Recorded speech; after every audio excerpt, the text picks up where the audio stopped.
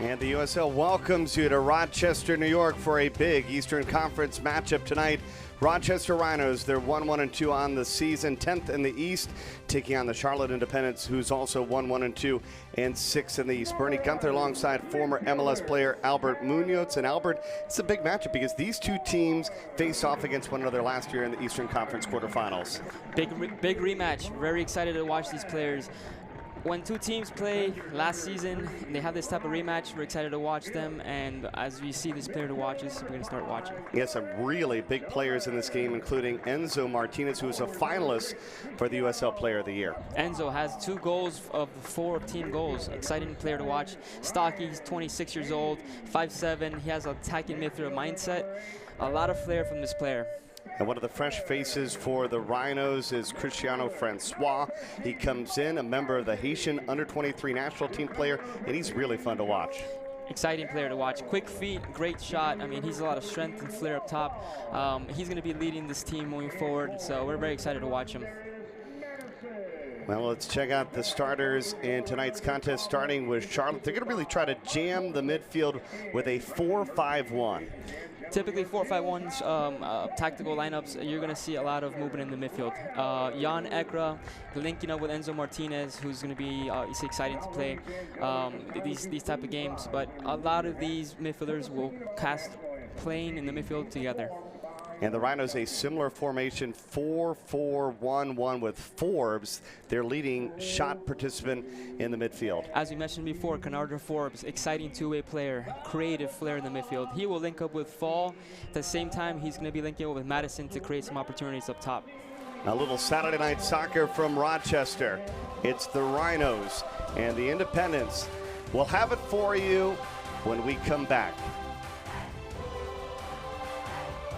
It's a buyer's market at Bob Johnson. Lease a brand new Chevy Cruze LT that's equipped, not stripped, for just $98 a month. That's $98 a month for a new Cruze. Come to Bob Johnson Chevrolet.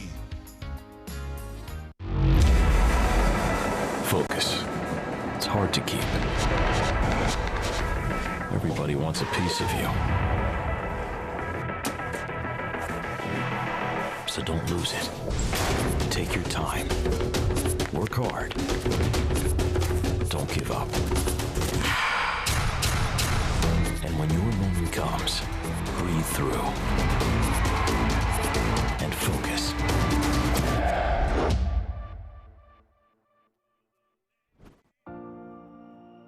This is my comeback. It's not the story I had planned. But what's a game without opponents? What's an obstacle course without obstacles? What's life if you don't have stuff to overcome? Comebacks make you stronger. They make you tougher. They leave you with cool scars and awesome stories. Your injuries make you. Your setbacks define you. A broken bone is stronger than ever once it mends. So I may be down, but I'm not out. I may be hurt, but I'm not through. I'm just writing a better story than I planned. Share your comeback story. Visit yourmedicine.org. It's a buyer's market at Bob Johnson. Lease a brand new Chevy Malibu LT with attractive styling for just $128 a month. That's $128 a month for a new Malibu. Come to Bob Johnson Chevrolet. Back at Rochester, getting set for the Rochester Rhinos battling against the Charlotte Independents. A little Saturday night soccer and USL. Bernie Gunther, Albert Munoz, glad you are with us. In a big matchup, as we talked about, these two teams last year faced off against one another in the Eastern Conference quarterfinals. Rochester actually won that match 3-1, but it was a really gritty game. Charlotte, they had 3 red cards in that match, and of course, you always remember as a former player how scrappy things are. And of course, there's Mike Jeffries, Charlotte's head coach. And what do you tell your team if you're Mike Jeffries coming into this match, especially with how scrappy things were a year ago with those 3 red cards? Yeah, great point, Bernie. I mean, when there's scrappy games in the past and you have a history between a couple of players, you want to make sure that you have some kind of a groundness when it comes to going into these games. You don't want to have a lot of red cards in the game. You don't even want to have yellow cards. You want to make sure that your team plays soundly. They obviously play their game, and obviously you want to move forward with their tactical formation and their technical abilities. And of course, these two teams with only one win each. It's an important night. Obviously, you want to get the 3 points when you're at home, but if you're the opposition and you're on the road, you want to get 3 points and not get the draw as well. Yeah, absolutely. I mean, especially more importantly than points, because that's obviously points are very important. You want 4 to 5 weeks into your season, you want to make sure your team is playing well. You want to make sure you're healthy. You want to make sure your core strength of midfielders and your attacking players are linking up. Everyone's obviously playing together. Obviously, everyone's on sharp and point with their touches. So it's very important to get the win on the road, absolutely, but more importantly, let's play as a team. Here's Martinez. He was an MVP finalist a year ago. He leads the Independents in scoring. He scored 2 of the team's 4 goals, despite the fact that he's only played a little over 100 of the 300 possible minutes this season. But obviously, it just really shows you when he is in the game, he's a big spark. Absolutely, he's a quality player. He's a difference maker. So Enzo Martinez, as you mentioned him as a player to watch, he will make a difference even if he has very, very small chances in the game. The Rhinos tonight are in white, the Independents in blue as we are underway on a big night of soccer. Alex Martinez took it away for a moment. And again, we talked about at the onset with these two teams in their formation, a 4-5-1 and a 4-4-1. You can expect a lot of congestion in the middle of the field. For the first 15 minutes or so, you're going to watch a lot of the nerves, kick out. You're going to see how these players get their legs back. But absolutely, 4-5-1 tactical formations are typically meant for midfielder strength. You want to have a lot of possession in the game. As players create opportunities, you'll get a counterattack maybe from a link up from Bernardo Forbes here from Rochester. Or on the flip side, you want to go to Charlotte and you want to see a player like Hilton link up with their attacking Enzo. But yeah, I mean, a lot of congestion, a lot of ball work, a lot of touches. But that's going to open up as the game moves forward. Ryan James will take the free kick. Here in the 2nd minute of the match. Doesn't serve it in the box, plays it low. As the Independents try to work to get the ball back, but instead it's going to be Michael Garzi from New Midfield, Connecticut. Won it back for the moment. Dangerous pass there, though, and it's won by the Rhinos. It's one of my favorite players so far in this season, Bernardo Forbes, getting multiple touches early on in the game. He's a quality player who will make a difference. He's the type of player that will set you up. He'll defend, he'll be scrappy in the midfield, but he'll have a finesse play moving forward with his attackers. So we're excited to watch a lot more of him this game. That was last touch by Wechter. We're going to see our first set piece of the game as the Rhinos are going to have a corner kick early on. Here's Bernardo Forbes out of Kingston, Jamaica. He's helped create the most chances of the season so far for the Rhinos, and he'll serve it in towards the near post. Playmaker. He'll be searching continuously during the game for Fall. They link up well in the midfield, and not only that, but in the set pieces. They do a lot of creative plays up top with the corners and the set pieces. Fall, who's one of the taller players in the league, I mean, he's definitely a weapon up in the header. The Rhinos have had almost the entire attack the first 4 minutes of this match.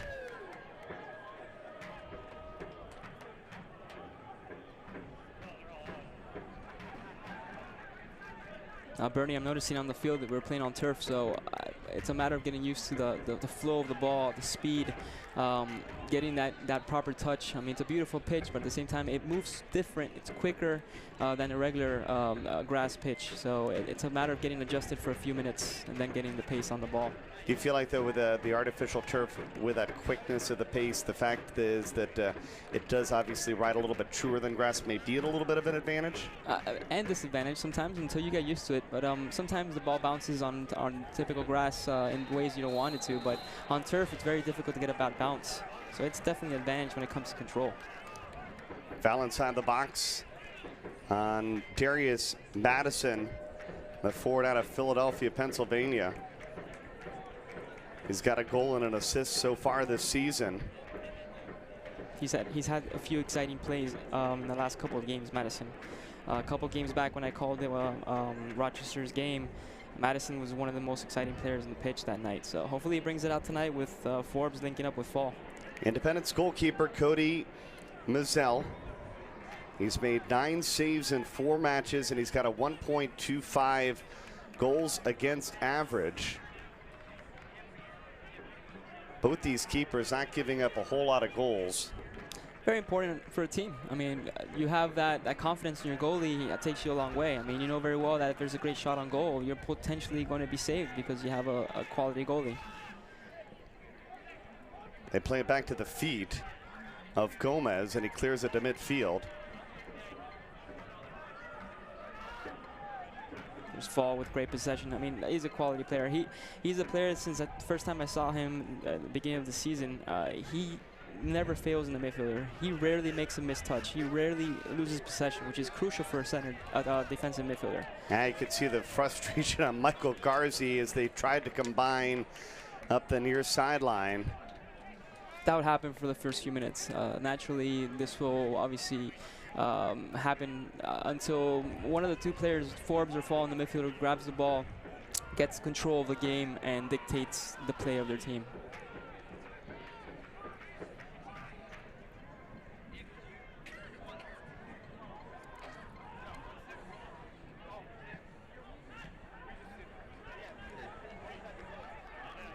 Last touch out of bound by Bursford. It'll be a throw-in coming for the Independents. We really haven't seen them get into the attacking third yet this game. Obviously, tons of time left. So far, Rochester has possession of the game. Every time, as we see in the screen, a player like Forbes or Fall has the ball. It's very tough for any team, including Charlotte, to gain possession on them. But like you said, it's only 6 minutes in. Let's see what happens. It'll be a foul against the Rhinos, a free kick coming for Charlotte.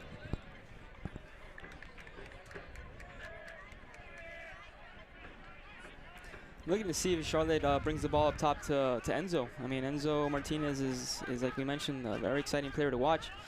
He hasn't had much activity in the first few minutes. So. Beautiful serve forward. And that could have been a moment. Oh, yeah. And that's Forbes again playing those balls. Great playmaker.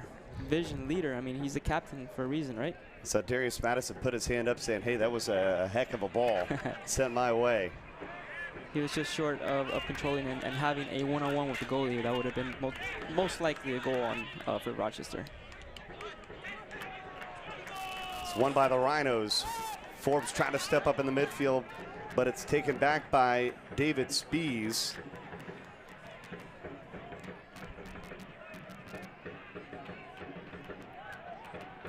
You have to remember also they're playing at home. Rochester has that confidence going into this game. You know that they're home, they have their home crowd. That always makes a difference for a team. They play a little bit more energetic. They obviously have more confidence.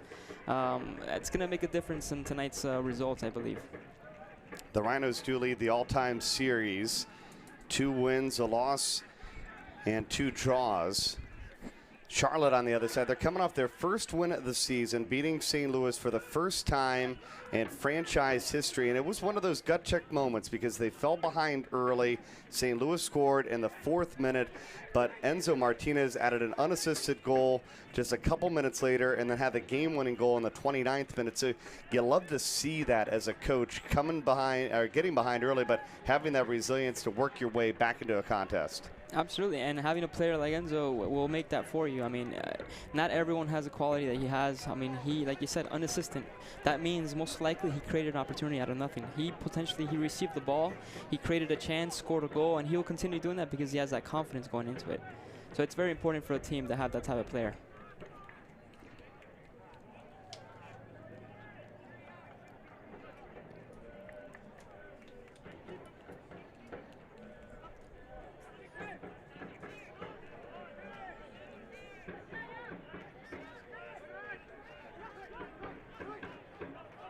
Charlotte still trying to established themselves early on the road. Neither team has a shot on goal so far as we've reached the 10th minute. Charlotte's showing promising touches here. I mean, they're finally having their lead player come back, check to the ball, create some kind of possession, obviously holding Rochester back. We need to see more of them move forward so they can actually have some kind of competition against Rochester, because so far Rochester has had the ball, has created. Bernardo Forbes has had multiple touches on the ball. He's dictated the play so far, so absolutely great quality soccer so far. Ball played to Forbes in some space. The Rhinos get it across midfield, and they've got some room to work. Sent in, and it's going to be tipped out of play. A corner kick coming on a nice service into the box there. Exciting shot there. I mean, was that a cross or a shot? Not sure, but sometimes it doesn't matter. If they go in, they go in. But Francois, he took that ball. He went to the corner, obviously crossed that in, intentionally looking for maybe a wall. So as we see the replay here, great lead up by them. And then that cross shot slash attempt. Yeah, I put it on goal, right? Yeah, dangerous attempt. Second corner kick opportunity of this match. Forbes will take it now from the near side, sending it towards the back post. And Mizell is on his line to corral it.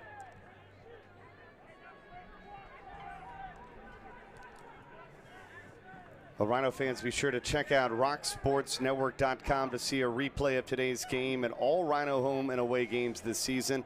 rocksportsnetwork.com, your digital destination for Rochester sports. Another opportunity for the Rhinos. Service no good, and it'll be a goal kick coming for the Independents. A lot of dangerous play from Rochester on the far right-hand corner. I mean, they're linking up well. Felix, Francois, Fall, creating these triangulation plays where they lead up with the cross. So it seems like they've been working during the week for this type of setup. Teams typically, they work maybe half an hour at the end of practice to make their setups as perfect as possible for the weekend. So I noticed the change on Rochester's lineup when it comes to the type of play that they make. Forbes, yes, he's the heart, but I see a lot of winging players coming up to the flanks and creating a lot of chances. So it's interesting to see what's going to happen with those type of plays. Well, first time this match that the Independents has the ball on the offensive third. They were trying to find the feet of Enzo Martinez. He is one of the most fun athletes to watch in this entire league. Settled at the top of the box and then cleared away. And Charlotte's going to have to build again.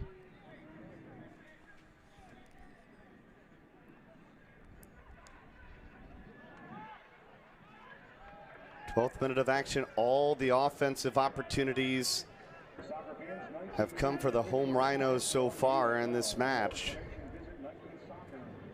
And as you mentioned, the majority have come set up perfectly on the far side of the field. Independents, though, play it over the top. But some solid defense there by Joseph Farrell. Yeah, Charlotte's definitely picked it up in the last few minutes. But at the same time, Rochester, when they receive the ball, they try to keep possession well. As you see, Bernardo there received the ball, hit it back to their goalie, and he cleared it out. But overall, I'm seeing a lot of equal play on both ends. Enzo's getting more involved now, as you see his last touch there. But then it comes right back to Fall. It comes back to Bernardo. They receive the ball and they create play again. Johnson trying to step up to win it. Now David Spees giving chase as they pressure the Rhinos back line. Gomez has got to use his feet, and he gave it right back to the Independents as Martinez takes it away.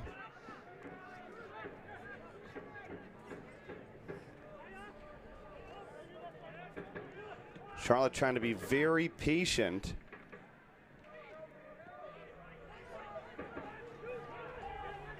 Not a good touch there by Martinez. He gave it right back. That was a good lead up by Charlotte, though. They had 4 or 5 touches. They had possession. They looked for Martinez. Unfortunately, he came up short there, but they're finally waking up. I'm noticing a difference in the last few minutes for Charlotte. And sometimes as a former player on the road, you really want to feel that first 10 minutes or so of the game before you really start to press attack-wise, unless you have that opportunity, right? Oh yeah, of course. I mean, once you come in and you get, like you said, you get grounded, you get familiar with the pitch, the team, everything. Everything comes into play. So I would say 15 minutes in, you're looking at a different team or style of play in the first few minutes. Here's an opportunity. Oh man, Johnson tried to send it to the middle, but taken away for the Rhinos, and here they come trying to go back the other way. Here's an opportunity right in front for Madison. Plays it back to Garzi. Is that one where you would have wished that they would have went to goal a little bit quicker? Yeah, Madison had the chance to trap the ball. Maybe if he would have turned differently, he might have had even a shot on goal. Because that was a great cross there by Beresford, it seemed. But Madison took a proper trap. He I guess conservatively trapped it. He didn't lose the ball, but he kept possession. But maybe he would have trapped it differently. He would have had a better opportunity to score. But I have faith in Madison. I'm sure he'll create an opportunity down the field. Mizell has it, 15th minute. USL Coast to Coast with Mike Watts, Mondays at 9 p.m. on Sirius XM FC. He's going to send it across the midfield. And the Independence is going to get a throw in right at midfield.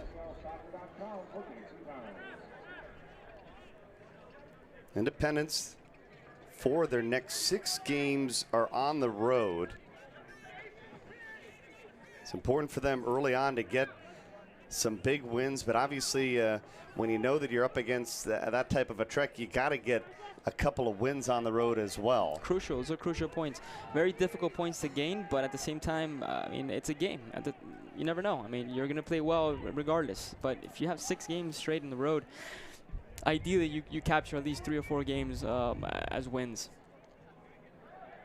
Once you go back home, obviously you have much more momentum, confidence. You have your home crowd behind you. So yeah, absolutely, it makes a huge difference to capture a couple points on the road. Really a nice night for soccer here in Rochester. And here comes Charlotte. Thought that they were going to let them play with the advantage, but instead the foul goes against the Independents. I think that was a fair call. I mean, that he got caught, fall, chopped the ball, pulled it back, and he got caught in the ankle. I like Fall. I mean, Fall's a quality player, classy player in the midfield, very, very sound with the ball. I mean, he's great in the air, obviously. He has his height, but he connects so well with Bernardo, and this season's going to be exciting for Rochester just because of those 2 players.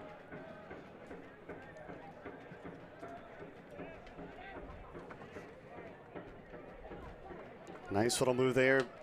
Garzi settles it, sends it back. As Rochester tries to build their attack. Madison trying to run out into the corner. He keeps it alive. And here's a big opportunity in front for Bernardo Forbes, but he can't catch up to it. But a nice job of tapping it before it gets over the end line. And still an opportunity for the Rhinos in the danger zone. They send it back to James. James serves it in.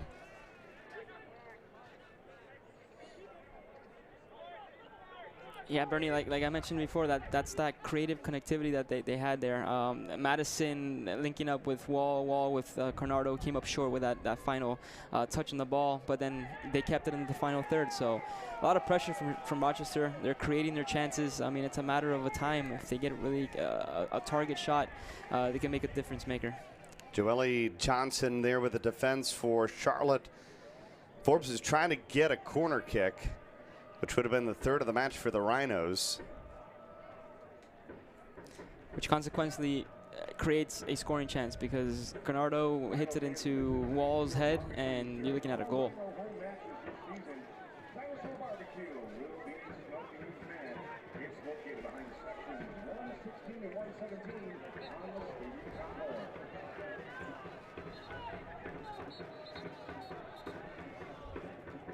Rochester, they've won the majority of the aerial battles so far. So important to win those 50-50 balls. it's important to win them. At the same time, you want to make sure that the possession is there. You don't want to just keep heading the ball back and forth. You want to control it. You want to bring it down. You want to have that sound possession in the midfield. But I feel that we're 18 minutes in and we still don't see any clarity from both teams. There's so much cluster in the midfield, like you mentioned. These tactical lineups don't help that, because they do congest the midfield in a positive way, but at the same time, it doesn't allow for freedom to play a fact here for these players. Yeah, both So of these teams, battle. they're almost playing identical formations. 4-5-1 for Charlotte, a 4-4-1-1 for Rochester. As you see the Rhinos out on the move, this is Jordan Dover. Another service across. This could be special, but it's cleared out. You got to credit that back line for the Independents. They have been tested in the first 20 minutes, but they've lived up to the test so far. They're holding up strong, I'd say. I mean, like we mentioned before, Rochester's had at least 10 opportunities to wind up through the right flank of the field. It's definitely a set-piece mindset. They've been working down the flank for these speedy players like James or Felix or Francois, who come up on the right, create a cross, and then you have a couple of players coming in for the header. I mean, they connected well, but unfortunately, it didn't go in for them.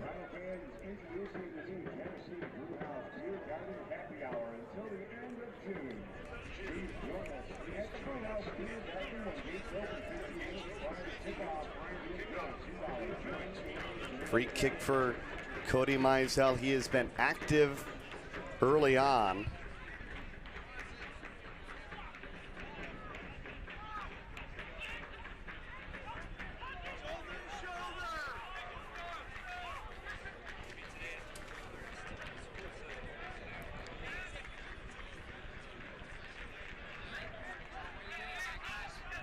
And fans, a reminder, you can follow the Rhinos on Twitter, Facebook, Instagram, and Snapchat and get all the breaking and up-to-date news, including behind-the-scenes features of all the players. And of course, that's probably one of the biggest things that maybe you missed out on. You know, back in your MLS days when you were with Tampa Bay, probably didn't have quite the social media following opportunities that these guys have. Absolutely not, Bernie, and I am big on social media as a 35-year-old. I am very, very into it. Unfortunately, we couldn't market ourselves. We couldn't follow ourselves. We couldn't follow our teams or everything. I mean, pictures, videos, highlights. I mean, it just wasn't there. And how great is it for the sport? Oh, it's so important overall. I mean, it really does capture that aspect of being able to watch and improve, and just keeping those highlights, watching and following everyone. It's so important. It's literally part of our lives. It's the majority of our lives nowadays. Well, later today, Rio Grande Valley FC and OKC Energy FC, they're going to battle one another, and it's the first matchup for Energy FC in 18 days. They had a bicycle kick hit by Miguel Gonzalez after a flip throw from Michael Harris. You talk about social media, 20 million views. Is that incredible or what? That's unbelievable. And I mean, what are the chances that type of play happens? I mean, I don't think in my history of soccer, in my career, I've never seen that. I've seen obviously the flip throw in, but I've never seen it connect with a bicycle kick. That's incredible. And the fact that so many views, so many downloads, I mean, that's just great for the sport. And on top of the bicycle kick, not only did they connect to the bicycle kick, but it became a goal. It was a goal. I mean, triple whammy. I mean, what are the chances? You might even make it a top play just for getting the flip throw to a bicycle kick that goes over the crossbar. I'd have to say that's up there with most likely it's probably going to be the goal of the year. It's going to be tough to top that goal. It's a big day of action in USL with 10 matches all throughout the country, all available on the Match Center at uslsoccer.com. And it's really great for the sport to have the opportunity to get to see all these matches no matter where you are across the country. At any time and at any age, and obviously any portal. I mean, you have a cell phone, you're going to be able to watch it. You have obviously a laptop, you're going to be able to watch it. On TV, I mean, anything you want to do, like YouTube, I mean, everything's available online nowadays. That's incredible. The exposure you get, obviously, as a player, as a team, as a fan, I mean, everyone obviously across the board is going to be benefiting from this. A foul on Ryan James. Stepped up. And a free kick coming for Charlotte. They didn't waste any time. A quick reset, and it did not work out for them. Great nutmeg there by Bernardo. He's such a cheeky player. I mean, that's typical, creative play. Rochester working the other way. They have been serving it all match the first 24 minutes. And not once from the left side. Everything's come down from the right flank. Have you noticed? You have a mindset. Let's hit it down to the flank to Felix, who's obviously on fire. You have obviously Francois. You have Bernardo. Everyone's obviously sharp on their touches. Everyone's flying down the flanks, and they're creating these chances for Rochester. It's about time that someone connects on the head or volley and puts a goal in, because they deserve it. Let's see if this is the chance. Another corner kick opportunity for Forbes. It's their 4th set piece of the match. And you can feel our camera rumbling in front. And that one found the head of Joseph Farrell. Just couldn't get enough pace on it. So they connected. I mean, before they didn't connect. Now Wall has a chance, and look at this, created an opportunity for them. And this is an opportunity. It's going to be a set piece just outside the box as they trip up Wall Fall from Frankfurt, Germany. And a card is going to be issued to the Independents. To David Spies, I believe.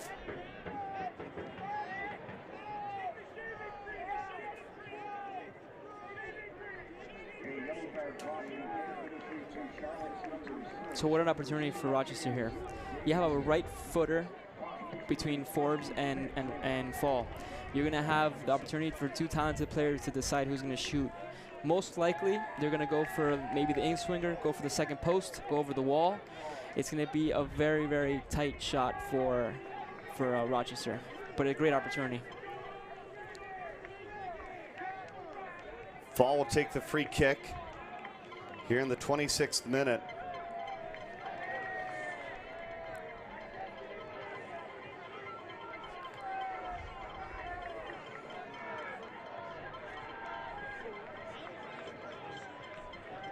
These are the chances you wish for. This is what you want to have in a game as an attacker, as a midfielder, as a free kick specialist.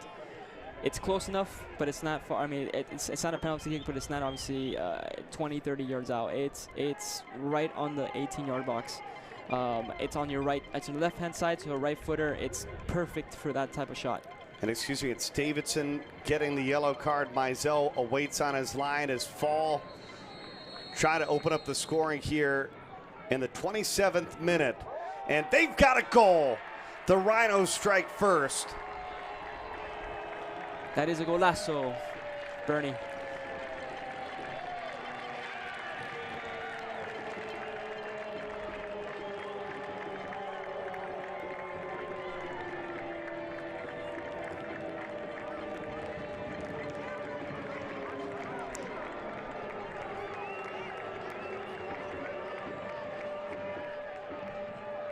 A big goal for the Rochester Rhinos. Fall that up with the right footer, in swinger, I mean, right around the corner of the wall, low enough, obviously high enough for the goalie, but low enough to not be an upper 90 shot. Excellent, excellent free kick. He's been practicing all week, I'm sure. He's been practicing all season. That's the type of free kick that you want. He had an excellent chance here. Great goal.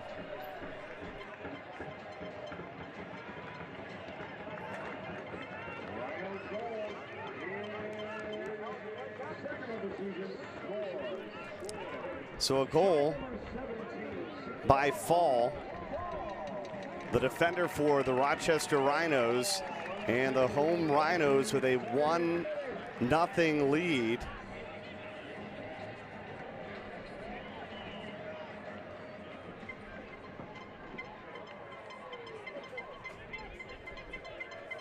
Rochester trying to get 3 big points at home. And you gotta love it when you're an athlete and you get that golden opportunity for a set piece and you're able to deliver. He stepped up and he capitalized. I mean, like I said, this type of shot is practiced. I mean, you have on your team, you have 1 or 2 players that are literally practicing on a daily basis, at least 50 to 100 shots after practice. This is what they need to do. This is what their specialty is. It's crucial because there's opportunities that come up in the game, and you have to capitalize. And that's why I had confidence when he pulled up. He was stationed well. He had a couple of feet. He rehearsed it and he capitalized. So exciting goal. Very good goal from Fall. And Fall actually had a penalty kick goal in the 34th minute in a win against Bethlehem earlier this month on April 1st. I remember that goal. Well struck penalty kick. Second on the team in shots so far this season, and the Rhinos, they're not holding back. They continue to pressure this Independence team. I mean, they're coming off a great goal. I mean, why not? Beautiful ball played over the top, and a nice clearance there by Ryan Felix, or else that could have been dangerous for Charlotte. Oh yeah, speedy attacker there. Going back to Rochester, I mean, they've been going at it all game. It's 30 minutes in. They've been pressuring. They've been creating up set pieces. They have a lot of opportunities. I mean, they deserve a goal. Fall created that free kick for himself. He got fouled. So who better to take it if he's a specialist? So great goal on his end. Finally some space for Charlotte, but they'll play it back to the midfield. And isn't it kind of the story of soccer? Set pieces right now, a 5-0 advantage for Rochester, and obviously you keep giving away those set piece opportunities, and eventually it's going to lead to a goal. Right, especially if their forte is set pieces. I mean, you have some teams that really have players that are excellent free kick takers, right? So obviously if you're going to have those opportunities being created, you're going to have almost half a goal every time you take a shot. So yeah, I mean, they're taking advantage of their quality players.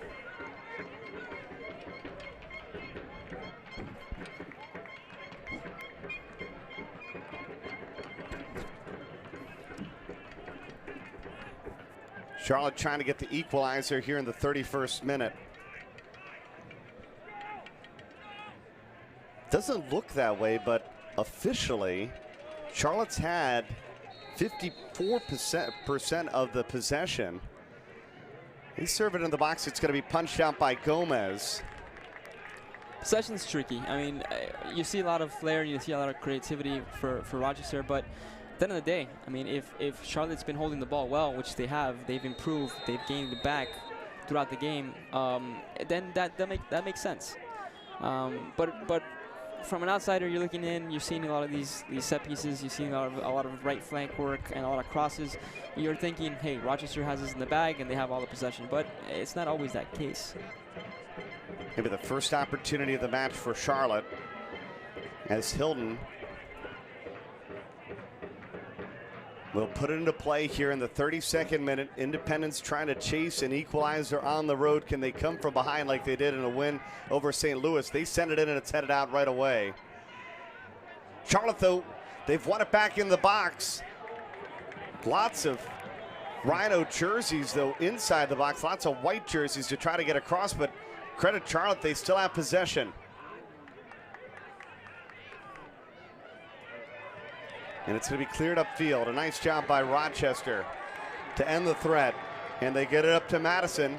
And he can work some magic if he can get some space, but he didn't get an opportunity as Wechter took it back away for the Independents.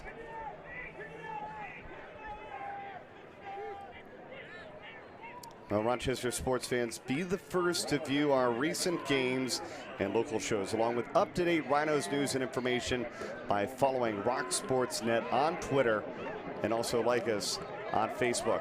An opportunity. Whoa. Bresford there wishes he had that one back. Oh yeah, I mean, that was a great lead up by Rochester, though. They recovered from a mistake in the back. Charlotte had an opportunity to cut a couple attempts on goal.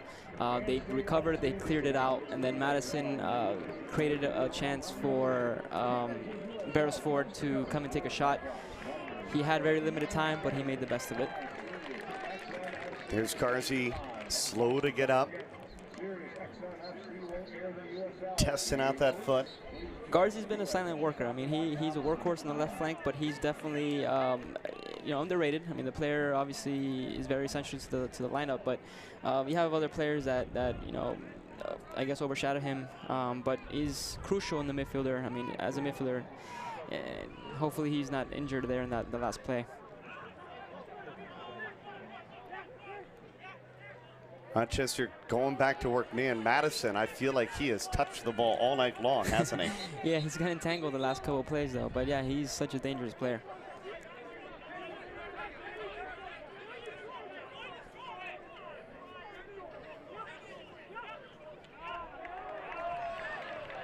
Big giveaway just outside the final third. Rochester will throw it in here in the 34th minute, already up by a goal. Fall with a goal in the 27th minute. Is Rochester trying to get a win at home? They're just their second win of the season. And guess what? They've created another corner kick. Another corner kick by Forbes.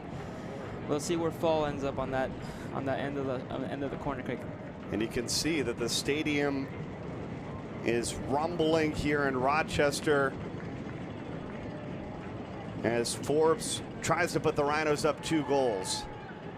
Service past the far post, right in front, an opportunity. It is still not cleared, and finally the Independents able to clear it out. But man, that was another big opportunity for the Rhinos, and they're still going after it. Bernie, that was Forbes. So guess who? Fall, who hit it back to Burstford, who take a wicked shot and ricocheted, and then another ricochet off the defender, and then Fall got an extra shot with the left foot. Fall is on fire. He's obviously confident after his free kick, so he's taking that momentum. He's using it positively. Well, for the Rhino fans, Rochester's been fun to watch tonight. Oh, definitely a fun team. And it's only the beginning, Bernie. And just trying to find their play. This is Garzi. Looks like his foot is fine. And he almost created a corner kick and said he's going to get a throw in, and he quickly throws it in to Ryan James. James back to Felix. And the foul is going to go against Enzo Martinez. And I would think Martinez at this point has just got to be maybe a little frustrated. Yeah, I mean, unfortunately, sometimes when you're a striker and you're a lone striker in this format they're playing, they need more midfield support. I mean, as much as you have a clustered midfield, they have to make sure they get the ball to him, and in comfortable ways, not him checking back and try to turn. That just basically doesn't enable him to turn and use his flair and creativity. So he's definitely showing some frustration here in the first half. Forbes chipped it into the box, but it's headed out. But possession is retained as Stover steps up to win it back for the Rhinos. Now they'll serve it in. Played across. And a whistle, and the foul is going to go against Rochester here in the 37th minute.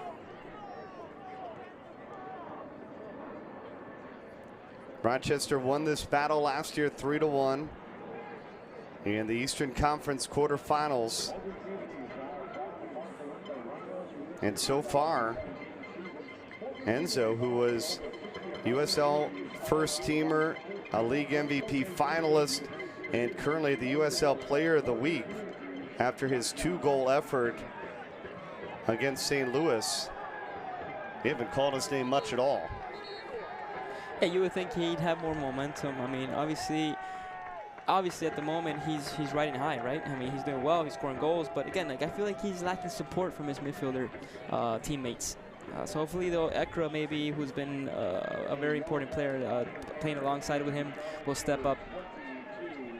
And a little chippiness there between Madison for the Rhinos and Alex Martinez for the Independents, as Charlotte's going to see their second yellow card of this evening's match issued.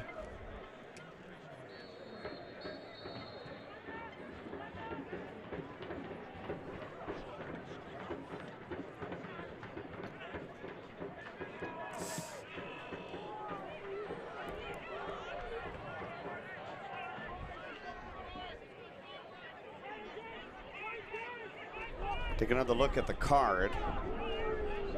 That's some rough play from behind. I mean, that's a fair call. He's frustrated. Obviously, Johnson's going to expect a different call because he felt he didn't make connect on him. But at the end of the day, it's a dangerous play from the back. So Davidson got a card in the 25th minute, and Joel Johnson in the 37th minute issued a card for Charlotte. And again, not to harp on it, but the last time these two teams met, there were 3 yellow cards on the Charlotte side. And I don't care who you are and who you're playing against, it's very difficult to win a game on the pitch with 3 red cards. It's almost impossible. I mean, at that Unless point, you're up like 4 goals, I would think, right? Yeah, even then, I mean, it's gonna be a feisty game. I mean, they have a history, and you have a lot of players with a lot of passion, and they play with strength. So it's not a surprise that there's a lot of fierce play in this game here today. Settled by Rochester. Already ahead by a goal after a fall scored in the 27th minute. And they've got another opportunity, and Mizell lays out. Dover with another cross. Francois, Felix, I mean, they're all putting their part on the right flank. I mean, I've never seen a team that's focused so much on the right-hand side. I mean, I feel like Garzi on the left-hand side is purely defensive so far, but the right-hand side, they're exploiting the speed of these players to make these crosses. So good for Rochester, and hopefully they capitalize on another goal here at home. But if you're Charlotte and you see almost the entire attack coming from that far sideline, I'd assume maybe some adjustments you'd make at the half. Absolutely worthy of an evaluation, but at the same time, they're such creative players that if they start thinking only and watching only the right-hand side and focusing on those players, I mean, any of these players could sneak into the left and create a scoring opportunity. So they have to continue with their disciplined formation in the back, because you never know with these Rochester players. Well, the lone goal tonight came on a set piece. The Rhinos have outshot the Independents 4-1 here in the first half, with 2 of those 4 shots coming from inside of the box.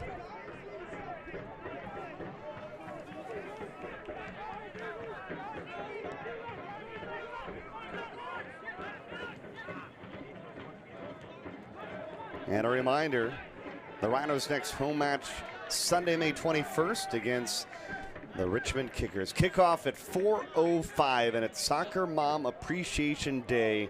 For more information, go to rhinosoccer.com. It's all about the soccer moms, right? So I was about to say soccer mom, thinking about my mom and so many years of support and our parents in general. It's so important to have that influence, you know. I mean, week after week, the practices, the tournaments. I mean, God bless them. And I mean, I guess maybe it's a good thing for your mom when you get to the MLS level or the USL level, because they only got to watch a match a week. But imagine the weekends when you're back in high school and playing club soccer. You're basically just going all day long, right? It's every day. At that point, it's every day, and it's multiple hours, and you're commuting, and you're obviously going to multiple teams, and you have to drive hours sometimes. So should be a lot of fun. May 21st, Soccer Mom Appreciation Day, as the Rhinos will kick it off against the Kickers at 4:05 right here in Rochester.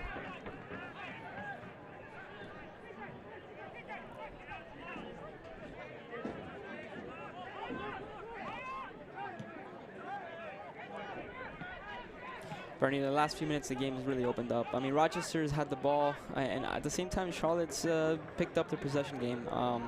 I'm equally pleased with both ends. I'd like to see Enzo pick up his pace in the second half. He may have some support from the midfielder, Ekra, supporting him right behind. But overall, I'd say it's been an entertaining first half. I mean, there's been a lot of scoring opportunities from Rochester. Charlotte needs to start getting a couple of shots on goal to really, you know, get Rochester's goalie warmed up for the second half. But overall, quality soccer. But again, how does, for Charlotte, their first win of the season on the road at St. Louis, similar situation, coming back from 2 goals down. Obviously, that has to be a positive in the back of the mind of all these Independence players. Oh, yeah, this game's far from over. I mean, I'm just commenting so far about the game, but Charlotte has so many quality assets, I mean, their players, that, again, they're going to create opportunities from nothing, and in the second half, it's potentially going to be a very different game. Madison, though, trying to get the Rhinos up by 2 goals, but Mizell on his line, able to corral it for the final 2 minutes of this first half. We've seen lots of outstanding opportunities for Rochester. A whistle. Martinez taken down at midfield, and Looks like we're going to see our first yellow card against the Rhinos.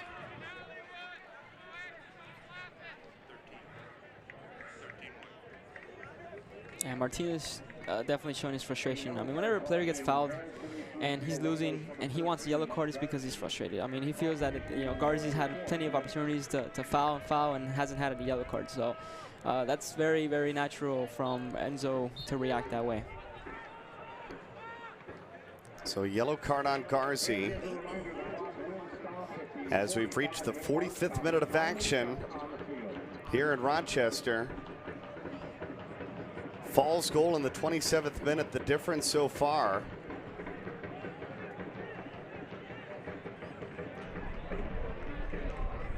See Garzi just come from the back. That was a great turn from Martinez, though. I mean, but again, I feel that he should not have to come back so far down his field to pick up the ball to try to create. He should be at the end of the creation. He should be, right? I mean, a player should be who's going to be scoring a goal or expecting to score a goal. He can't do both. So second half needs to be adjusted for Charlotte. Rhinos try to go up by 2 here in the final minute, and Mizell on his line knocks it down and makes another save. It doesn't stop for Rochester. They haven't stopped their attacking menace. They've been creating and penetrating. So second half is going to be exciting to see how many goals they can potentially score here. It's a young Charlotte team. Charlotte started 2 rookies in the midfield. Ross twice. Wecker 4 times. And it's not easy for these young rookies to go on the road.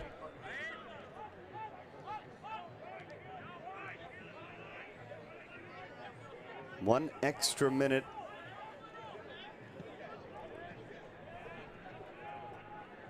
added here of stoppage time. Charlotte trying to find that equalizer.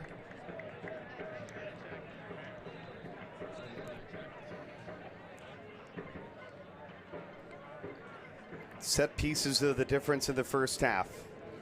Rochester got 5 set piece opportunities. And Fall tripped up just outside the penalty area, proved to be the difference so far in the first 45 minutes. You see Martinez getting really heated with the referee here with his calls. Protecting his players, he wants some kind of fair call on this.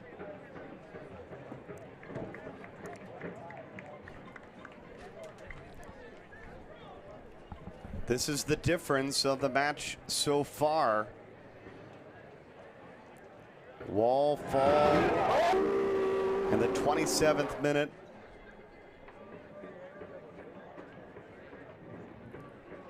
Again, what a beautifully struck free kick from Fall.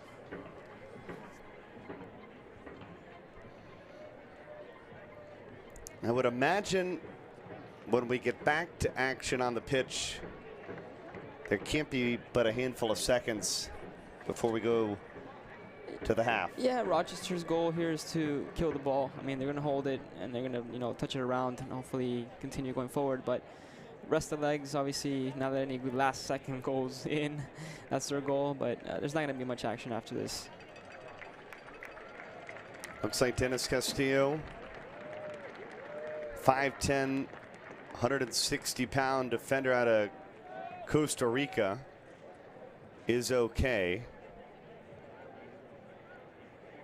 And at this point of the match, it makes it easy because he can watch probably the final 10, 15 seconds from the sideline, and that is the whistle for the halftime break.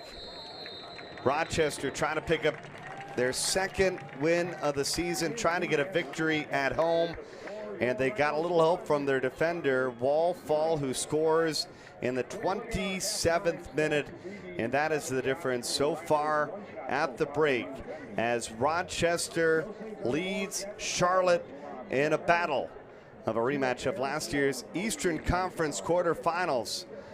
Rhinos in the lead at the break. 11 fouls on Rochester 6 on Charlotte. And once again, we go to halftime. Final score, the Rhinos 1,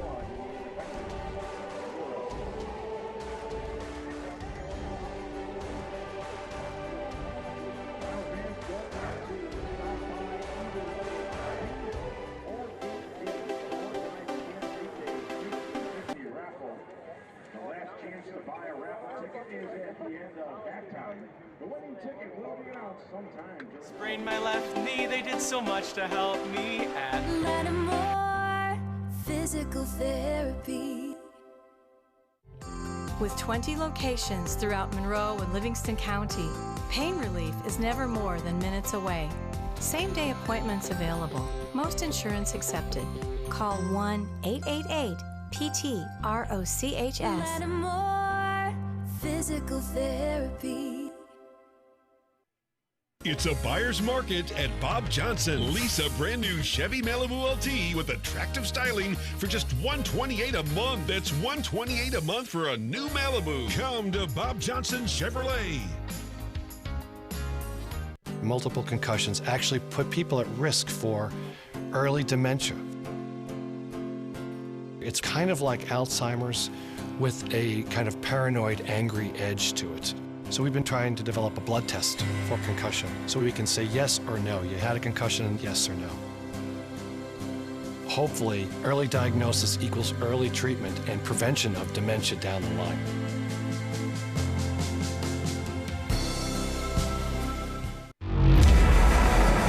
Focus.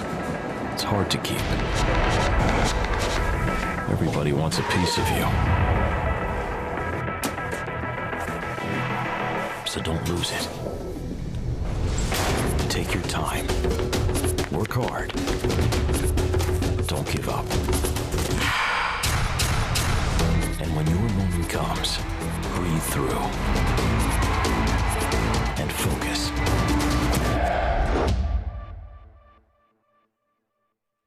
It's a buyer's market at Bob Johnson. Lease a brand new Chevy Cruze LT that's equipped, not stripped, for just $98 a month. That's $98 a month for a new Cruze. Come to Bob Johnson Chevrolet. Welcome you back to Rochester, New York. We are at the break with the Rhinos with a 1-0 lead over the Charlotte Independents. Fall with a goal in the 27th minute. That's the difference so far in the match. And Albert, as we take a look at the first half stats, possession maybe looks like it's in the favor of Independence, but the Rhinos, they certainly got a much better opportunities. And this is surprising to me because the first 20 minutes, 30 minutes of the game, I would assume, based on what I saw, Rochester had the possession of the game. But as you can tell, they're up a goal, and they've played well. They've created so many shots on goal, as opposed to Charlotte, but possession tells different. It's 57% towards Charlotte. So that's pretty surprising. And the big stat you don't see here is the fact that Rochester, they got 5 set-piece opportunities, and Charlotte, they didn't get any in the first half. They didn't get any. I mean, as you see here, shots. Had 1 shot compared to 7. And obviously, shots on target, even worse. So sometimes it's the quality of the shots. Obviously, you never know. Charlotte might score a goal in the second half, and it ties it up. But either way, I mean, possession is what it is.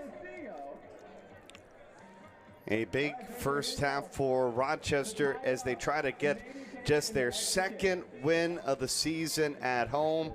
And because of the goal by Fall in the 27th minute, Rochester, they've got a 1-0 advantage. At the break here in Rochester, New York. That's a showing off right there. Victory for Geneseo, 3-1 victory.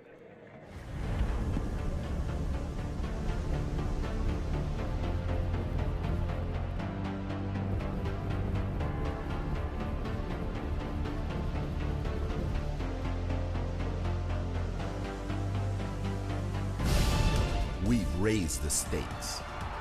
Expectations are high.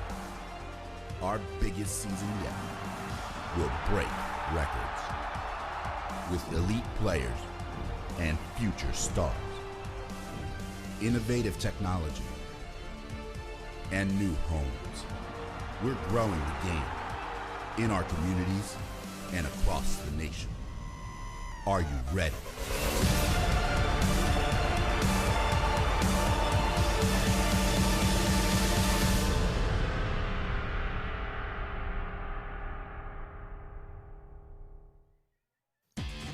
On April 12th, the USL set the soccer world on fire as Phoenix Rising FC announced the signing of Didier Drogba, adding to the growing lineup of world-class players and young rising talent in the league, including England internationals Sean Wright-Phillips and Joe Cole, former Mexican international Omar Bravo, and German international Marcel Schaefer. The announcement set off a whirlwind of activity for the former Ivory Coast international, known simply as the King. First, hundreds of Phoenix Rising FC faithful packed the Phoenix airport in hopes of catching a glimpse of the global star, giving their newest addition a world-class welcome, and he did not disappoint. Didier posed with the Rising FC scarf and took time to shake hands and snap selfies with his newest supporters. The drums were out in full force, filling the airport with chants and songs of La Furia Roja 1881 and Bandidos, the club's recognized supporter groups. Then, late Sunday night, Didier was formally introduced to a packed house during halftime of the Phoenix Rising FC and Swope Park Rangers match. Joined at midfield by dozens of local youth soccer players, all clamoring for his photo and shaking his hand, Didier was introduced by Club Governor Burke Bakay and presented with his new number 11 Phoenix Rising jersey. Never short for words, the King grabbed a mic and addressed the crowd. After his comments, he embraced his youth players on the field, shook hands with fans in the stands, and even kissed a few babies. All in a week's work for one of the world's top soccer talents and personalities, and the newest member of Phoenix Rising FC and the USL. For USL Network, I'm Morgan Conklin.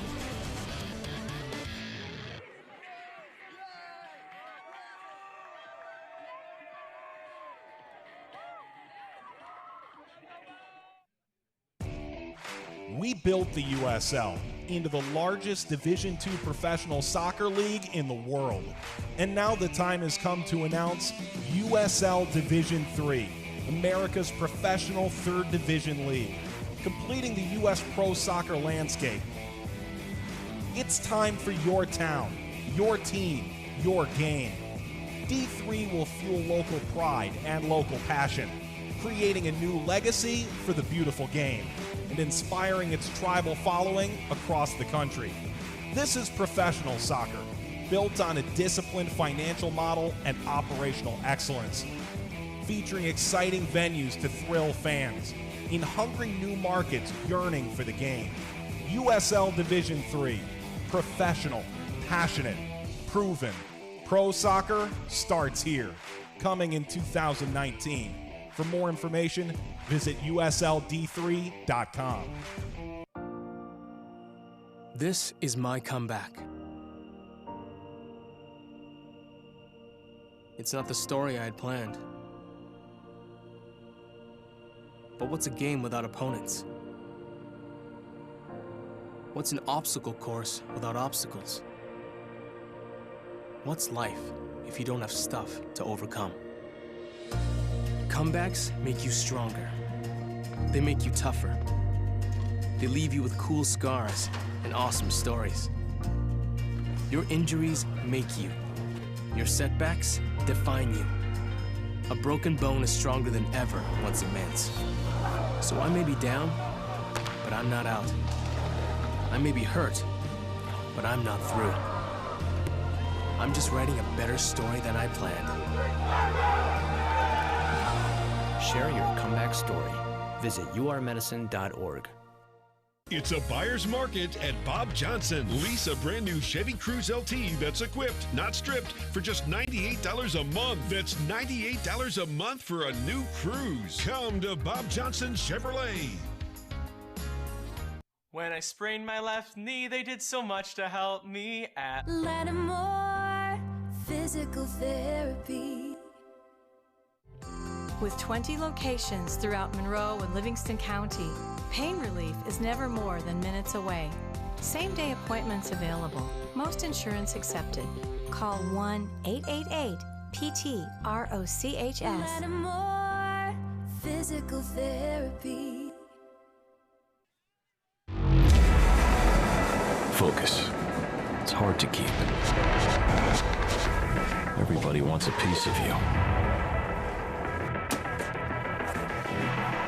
so don't lose it. Take your time. Work hard. Don't give up. And when your moment comes, breathe through and focus. Market at Bob Johnson. Lease a brand new Chevy Malibu LT with attractive styling for just $128 a month. That's $128 a month for a new Malibu. Come to Bob Johnson Chevrolet. Saturday night soccer here in Rochester, and a lot for the Rhinos to cheer about in the first half, including Wall Fall with his goal in the 27th minute. You know, you think about Fall, cousin of international Jermaine Jones. He had 2 goals this season, and already a big goal this season as we check out the first half highlights, and lots of offensive opportunities early on for Rochester. Yes, sir. As you'll see, majority of these plays lead up on the right-hand side for Rochester. It seems that during the week they worked on their set pieces and their tactical play, but almost all the crosses came out from players like Francois, from James, from Dover. They essentially created crosses after crosses. So a lot of dangerous play from Rochester. Connected on a couple headers, connected on a couple plays, but Fall here had an exceptional play. Created his own free kick. Had patience, obviously led up. Most likely he's been training during the week for his practices, but he seemed to have been practicing during the week several times. So as you see here, the exceptional shot, I mean, perfectly placed, keeper could not reach, beautifully struck free kick. And Cody Mizell, he was very active in the first half. He in fact had 2 saves. There's one of them right there. It just seemed like ball after ball, pressure after pressure. Rochester, they really pushed this back line of the Independents in the first half. Oh, they took them to the test. I mean, obviously they did well. Charlotte even held on for a lot of plays. But again, I mean, Rochester seems to be training during the week, working on their tactical play, making sure that they're actually looking for opportunities for Madison up top. Bernardo Forbes, Fall, the pace of the midfield, the heart of the midfield, creating opportunities constantly for Rochester. Last options here for Rochester, but overall Rochester's been taking care of this game. But it's a Rochester team that has been very good. 2 seasons ago, they were USL champions with a 17-1-10 record. Last season, 13-5-12. They finished 4th in the Eastern Conference. Of course, we're really early on in the East, and right now the Rhinos find themselves at 10th. But, you know, there's so much that can happen. Obviously, you take a look at what Charleston has done. You can't ask for a better start than where they're at right now. Exceptional start. I mean, I wouldn't be too overly concerned about their standings, because this is ever-changing, right, constantly changing. But it's good to see yourself in the #1 spot, followed by a great team by Louisville and St. Louis. But like I said, great point status here. They're doing well today. They really have to ramp up their potential to score on Rochester. And on the west of the USL, this is the picture. And of course, got some big matchups coming our way later tonight. San Antonio, they're perfect with 19 points, 6-0. And, you know, we're going to get a chance to see Rio Grande Valley. They're going to face off against an OK Energy team later tonight, and which should be important. But again, you know, it's so early in the season, it's really hard to get wrapped around, because some of these teams are just really trying to feel each other out. They're getting familiar with each other, obviously. It will take time, but overall, you're going to see a lot of these teams change and fluctuate through their standings. It's exciting to see yourself on the top, but at the same time, it just gives you that pressure to maintain, as we all know. So, you know, going back to the second half, Bernie, as we discussed here in the break, a lot more action needed from a couple players from Charlotte, especially from Enzo and Ekra in the midfield. They're going to be supporting each other, but they're going to step it up, hopefully, to make a difference in Rochester's field. And for Rochester overall, they're going to just continue the pace, that energy they have in the midfield between Forbes and Fall, connecting well with Burstford and Madison up top. Garzi's had an exceptional first half. Dover, Felix, James. Overall, the whole team has really cohesively played well. Hopefully they create more chances in the second half. The Independents, they had 57% of the possession in the first half. But the unfortunate thing is, of that number, I'd have to say that 90% of it was on the midfield side or on the defensive side, maybe only 5-10%, maybe even less than that in their attacking third. So that stat is deceiving, because you would say, hey, they outpossessed the team, but at the same time, they didn't create any scoring opportunities. So what good is it to have the ball and hold the ball and hold the ball well, but you don't have any attacking strength? So that's the final link that they need. That's the final touch that they need to change. And the contrary, Rochester's done really well to hold the ball, but they've created constant opportunities down the right flank. And as we begin the second half, 2 players for Charlotte, Johnson and Davidson, both playing with yellow cards. For Rochester, Garzi got a yellow card in the 44th minute. Feel like you have to be more cautious when you're playing with a card? Of course. I mean, you don't want to overdo it. I mean, Garzi, he's a very energetic player, so I'm sure he's going to encounter himself in a couple of contact plays. But you need to pace yourself. You need to make sure you're smart with your tackles. That's basically it. But you still have to play hard, obviously. Rochester captain Bernardo Forbes. Again, I have to say, one of my favorite players so far in this season. Early on, I saw him play a couple of games, showed his true technical ability, his leadership. He's really making a difference for Rochester's franchise here. We are underway here in the second half. Rochester in white, Charlotte in blue, and this is what we was going to say, but we didn't really see the first 45 minutes, but in a blink of an eye, the opportunity for Charlotte was gone. And guess who it was? It was Enzo Martinez with the ball. So hopefully he does more of that second half. He's getting cut short. I mean, obviously, Rochester's defensive lineup is exceptional. They're very fast. They're strong. They know how to take the ball well. So it takes a really quality player to hold the ball against them. Over to Francois. Sends it across. This is dangerous, and they got another goal. The Rhinos have scored again. Garzi finds the back of the net.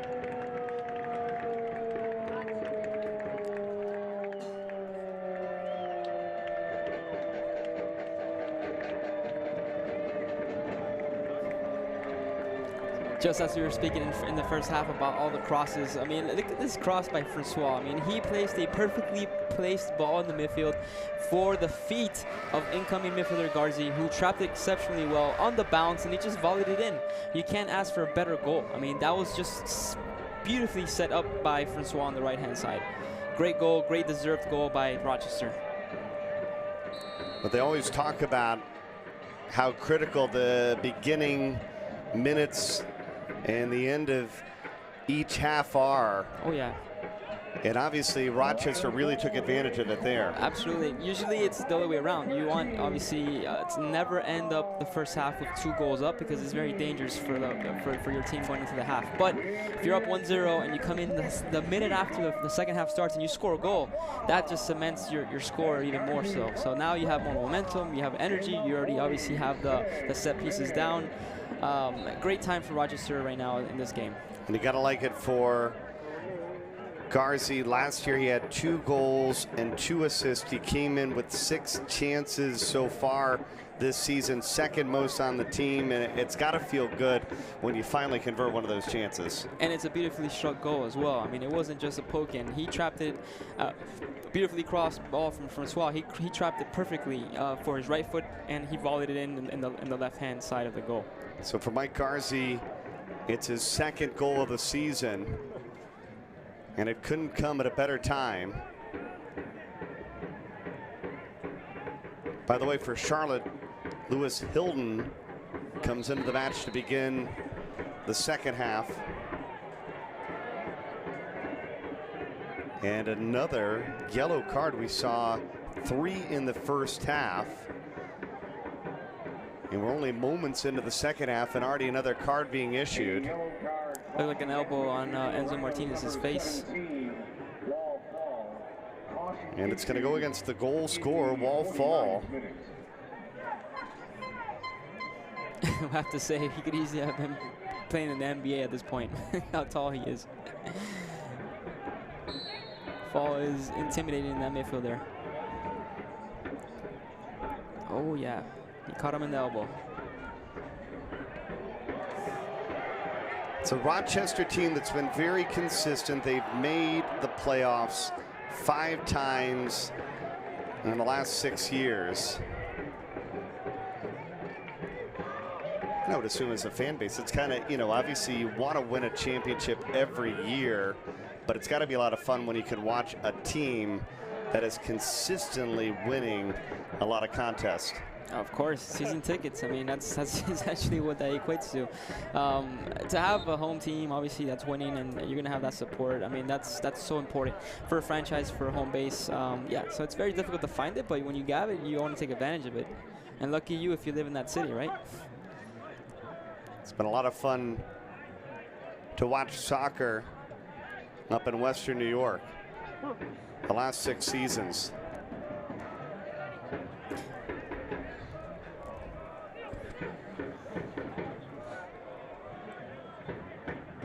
Here comes Charlotte on the move, getting it to the near side to Castillo. We haven't seen a whole lot of opportunities in their offensive third.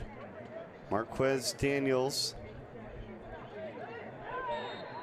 And the foul is going to go against Alex Martinez. And a reminder, Rochester fans, you can check out Rock Sports TV, digital channel 46.5 for Rochester's largest selection of locally produced sports and outdoor adventure shows, hunting, fishing, cars, golf, football, hockey, MMA, high school game broadcast, and more. Rock Sports TV, digital channel 46.5 and on demand at rocksportsnetwork.com. Now that you mentioned that, Bernie, I mean, the last play we just saw, which is the repetition of the last basically 50 minutes of this game. Francois hitting exceptional crosses. I mean, he's been practicing this all week because at the end of the day, if he perfects this cross, he's potentially going to set up his teammates with almost half goals every time he hits the ball. He's dipping them in. Great technique. That's why one of the reasons why we talked about Francois at the onset, though we haven't seen him score a goal this season. You can see how important he is to this offensive set for the Rhinos. He's a playmaker. He's an assist maker. I mean, he's setting up goals. That's what he's doing. That's his job. He's going up the flank, running up and down the whole game, and he's hitting the ball into the box. Foul at midfield against Charlotte. Rhinos quickly reset it. Here in the 52nd minute, Fall scored a goal in the 27th minute on a set piece. And then Garzi took advantage of a beautiful service to open up the scoring a minute into the second half. And the Rhinos trying to get another opportunity right in front, and they got another goal. The third of the contest for the Rhinos, and a beauty at that. How about Darius Madison? He's worked so hard tonight. Oh, wow. Really well-deserving goal there. Again, my man that I've been talking about all night, Francois, has set up this play from the right-hand side. He dug it in, he fought through it, he set him up, he gave him a nice assist. Madison trapped it well, held the body well, and it ricocheted off the D from there, but still a great penetrating shot there. Great goal by Madison. The offense is clicking tonight for Rochester. The heart of that offense is Francois. Francois is making a huge difference. He's hitting the ball in. He's assisting goals after goals. He's making it easy for Madison and Beresford. He needs to keep that up. If he does, obviously we might see a blowout here. Hopefully, obviously, if they contain it, Charleston hopefully picks it up. Charlotte, I mean. But at the end of the day, Rochester is on fire right now. And I'd say the other big positive for this Rochester team is going into this match, they had conceded 9 goals this season, 7th most in the USL, as things are getting a little tick-tacky here now in the 54th minute. The frustration is riding high for Charlotte.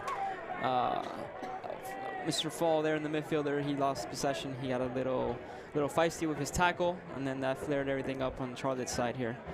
But all is calmed down, I think, here. Let's see.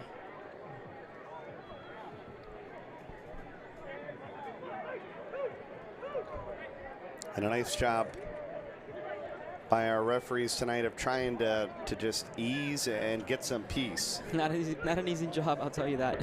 I would not want that job.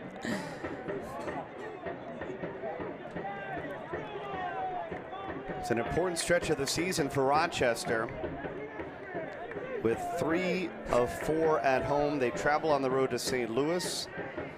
And then they're home against Richmond, home against Tampa Bay, and home against FC Cincinnati.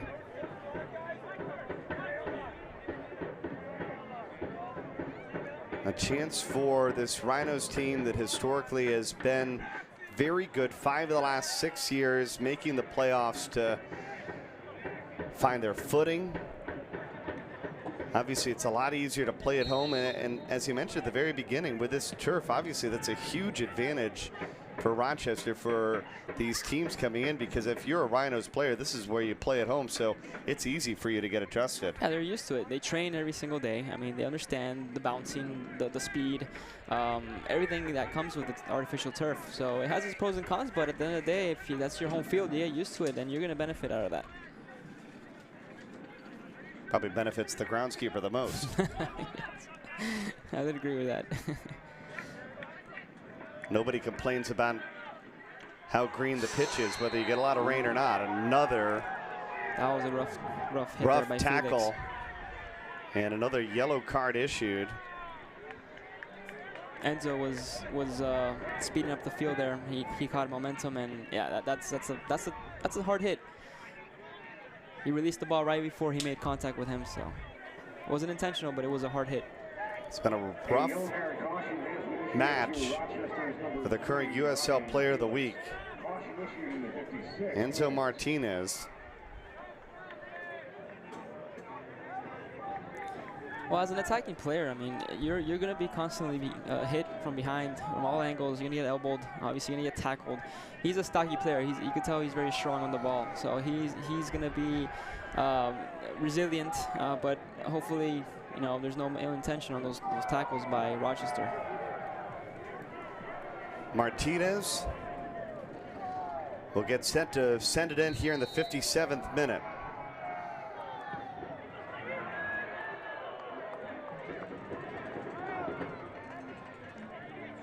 Just can't get that set piece opportunity. See Felix with the yellow card. Sun County proudly brings solar to the Rochester area with residential, commercial, and the Rochester region's first ever clean solar option. They are powering thousands with Bernie, being 3-0 up, I mean, this creates and brings a lot of challenges at the same time for Rochester, because there's complacency involved, right? If they continue their pressure, they're most likely going to get a fourth, but they get tired. Obviously, going to have some substitutes towards the 60 to 70 minute mark. But Charlotte needs to step up their energy. I mean, if they're going to have a chance at this game to even score a couple of goals, they're going to have to change something up. I can't pinpoint what's going on here in the midfielder, but it just seems that overwhelmingly Rochester's outpacing them on every touch. So it makes it difficult for them to actually win a ball. Yeah, and you'd think that it would be Martinez who would have to be that spark. He scored 2 of the team's 4 goals this season. Coming off his first start, but right now the Independents, they're backpedaling as the Rhinos were looking for another goal. Forbes able to contain it, gets it back to Dover, and Dover still stays with it as he works in the box, and I thought for a moment that might have been a corner. That's interesting play. That's Dover again, and Francois linking up with Madison. I mean, again, they're not backing down. It's 3-0, but look, they have another opportunity here. Things are getting physical here in the second half. A lot of energy being poured into the second half here by both ends. Charlotte on the defensive side and Rochester on the offensive side.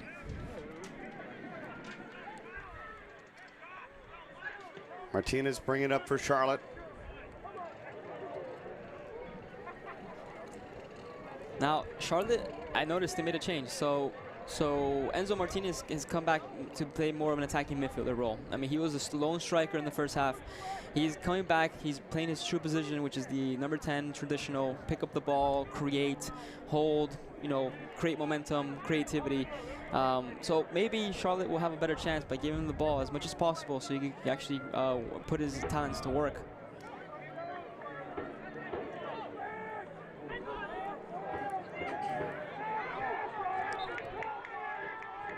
Step up and one for the moment by Charlotte, but it's going to be the Rhinos ball. Well, we're a week away from the Premier Development League kicking off May 5th to the 7th.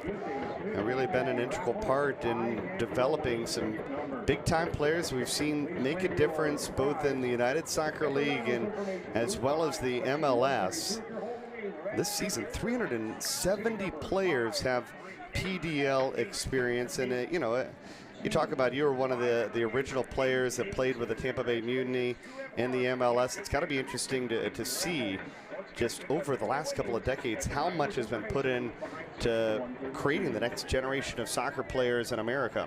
Yeah, it begins with the minor leagues. It begins with the youth levels, the club system. I mean, the mentality, everything's changed. I mean, when we were young, growing up, playing in high school, club soccer, that was the end all. That was essentially, if you're making it to some kind of collegiate level, you get a scholarship.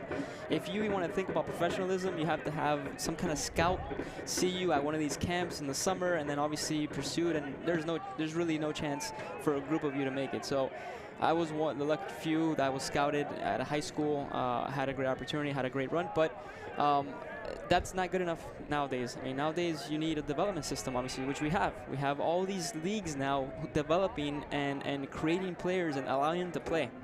I'd say the biggest challenge we had growing up was the fact that we didn't get enough minutes. So if you make it to the professional level and you're not starting, you're not playing enough. And on the weekends pass, you're not playing and you're not developing. So you have all these youth players, 18-year-olds, 19-year-olds playing at these levels, getting minutes. They're going to be essentially much better than you are at any age at 19, 20. So that's a crucial development for this league. Well, Dover can't clear it. And look at this. The first set piece of the match comes for Charlotte in the 61st minute. And instead of serving it in, they went for the short pass. I mean, maybe that's their strategy. It didn't work out, but maybe they rehearsed this in the practice. I mean, they easily have made a short pass for a long pass to continue, but it got interrupted by a Rochester defensive player.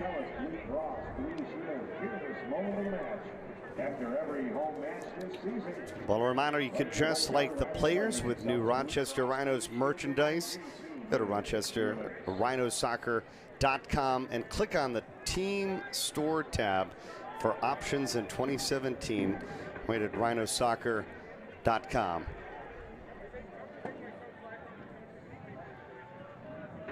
There's so many more opportunities for the youngsters to dress like their favorite player nowadays too. Yeah, absolutely. I mean, going back to that point, I mean, you didn't have that growing up. You didn't have that back 15 years ago, guys. It's not a long time ago.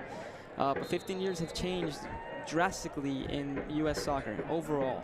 The MLS, I mean, the way the MLS was presented back in the early 2000s is completely different. The USL, completely different. I mean, you have players playing in both leagues now. They're obviously getting experience at the highest level between the USL and the MLS, and they're getting the minutes. The 18-year-olds, the 19-year-olds, they're getting the minutes, and that's the crucial difference between 20 years ago to now.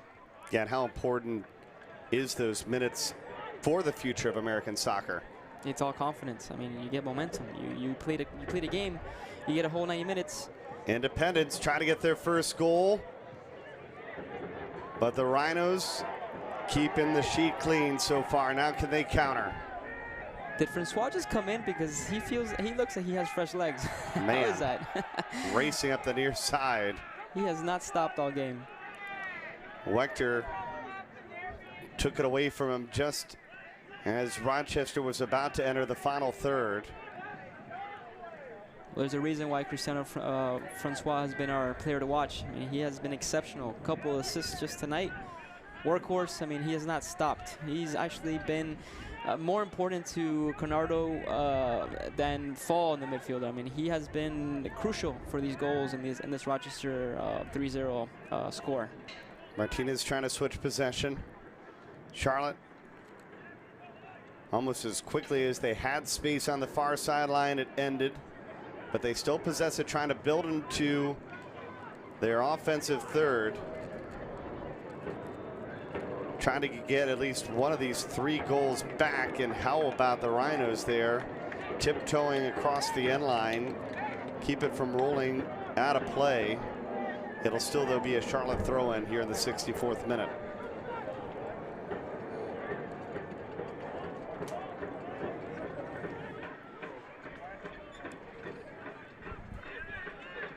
How far back Martinez comes back for the ball. And it's a true midfielder, but it's still dangerous for him to come back almost to his back line to receive the ball. But as he comes back, he's going to want the ball again to try to create. We need more of that from him for these type of chances to be coming into fruition for Charlotte. Man, it looked like for a moment there it was an opportunity for the Independents. They gave up on it, but they're still working it as Ekra inside the box, and they get their first good look at net. And the shot sails across the crossbar. That's exactly what Charlotte needs to do. Lead up some kind of opportunity going forward, and then track back with maybe a cross back to oncoming players like Ekra or Martinez. In this case, it was Ekra who passed the ball back to Martinez, who's coming back from his defensive line, and he came up with a shot. It was just a little wide, but I mean, it's a great opportunity for Charlotte, which has been one of the few that they've had so far.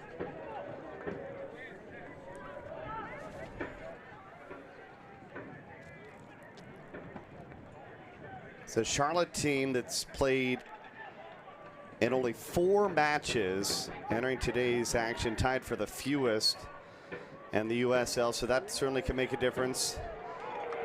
Nice job there by Gomez, coming off his line to clear it away. I'm noticing the last few minutes, Charlotte's really picking up their pace. I mean, they've noticing that the score is 3-0. Obviously, they're down, they're away. They need to make a difference. So the change that they made, the adjustment to bring back Martinez has made a little bit of a difference. They're creating more opportunities now. They're holding the ball well. Just in the last few minutes, look at this. Look at Ekra inside. He's going to create another corner kick opportunity. And you see Gomez there on the end line try to fire up his defense, because it's almost like they were a little too lazy there inside the box defensively. Going back to the point I made, when you're up 3-0, you get a little complacent. I mean, you're up by a big difference, but it's very dangerous at the same time because your defense might become lackadaisical. Gomez punched out the opportunity. And a foul against Charlotte is going to give Rochester a free kick. Just notice Fall dictating the pace there in the midfielder. He's screaming at his teammates to pick up the pace, to get sharp. We're getting obviously a little lazy here on this defensive side, and 3-0 could easily turn into 3-2 right away. Well, sometimes that's what happens. You get comfortable with that 3-goal advantage. Right. It's 3 goals. It's a lot of goals if you think about it, but it could just turn very quickly, especially with Charlotte being on fire. Martinez being in his true position again as an attacking midfielder, probably getting set up for shots. I mean, anything can happen in the next 25 minutes. Substitution in the 67th. Fall open up the goal scoring in the 27th minute. Garzi a minute into the second half scored in the 46th. And then Madison made it a trifecta in the 52nd minute. This substitution for your Rochester Rhinos. As Rochester looking for just their 2nd win of the year. Bradley Camden, replacing number 17. And it looks like they're going to make a substitution here in the 68th minute for Fall, who was the first goal scorer.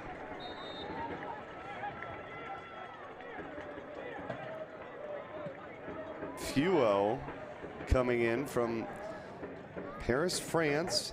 That's what's interesting, is you see all these athletes coming from Europe now to play soccer over in America. It's always been the reverse, right? You've always had aspiring U.S. players wanting to play in Europe or in South America, but now it's the reverse. Everyone wants to play in the U.S. Logically, it's very attractive to play here. So a lot of obviously pros when you play in the United States. The level is great. Obviously, it's improved so much over the years. Everyone criticized the U.S. many years ago, but nowadays we know very well we're contenders on the worldwide stage. So why wouldn't you want to play in the United States, right? It's logical. So Camden Fayewo onto the pitch for Rochester. Maybe you think about Bob Lilly just trying to maybe provide a little bit of a spark as well at this point, up 3 goals. Yeah, and to rest Fall for the next game. I mean, he's crucial, as we know. He's not being replaced because of a poor showing. He's being replaced because they want fresh legs in the midfield. They want to bring in a player like Camden, a player like Forbes, who has experience. Those players obviously will hold down the fort. They'll make sure that they control the ball well, slow down the pace, keep possession, obviously kill the clock, because they're up 3-0 at the end of the day. I mean, it's not like they're up 1-0. So those changes are crucial for a team when they're up.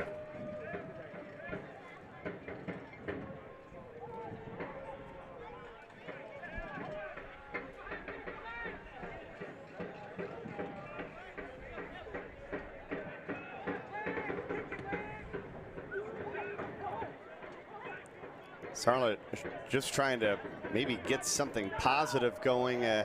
Obviously, they'd love to come back from 3 goals down, but you'd love to get something positive here in the final minutes of this one, even just to build into next week.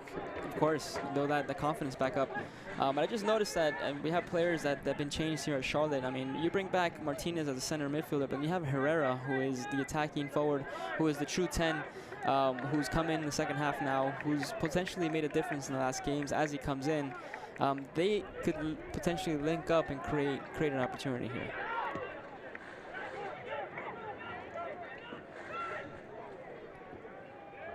Here comes Rochester back on the attack.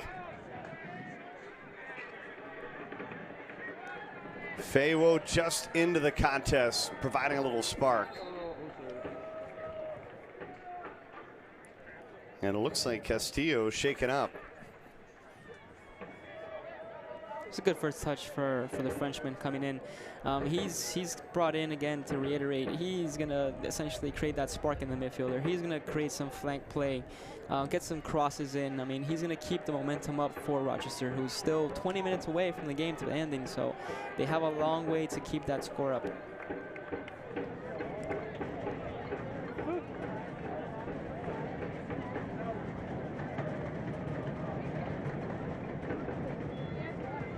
It's going to be the 5th corner kick of the match for the Rhinos. Looks like another pretty good service, and they're going to get, I thought for a moment another opportunity. But a nice job by Castillo stepping up and taking away any chance that Forbes had to serve it in again.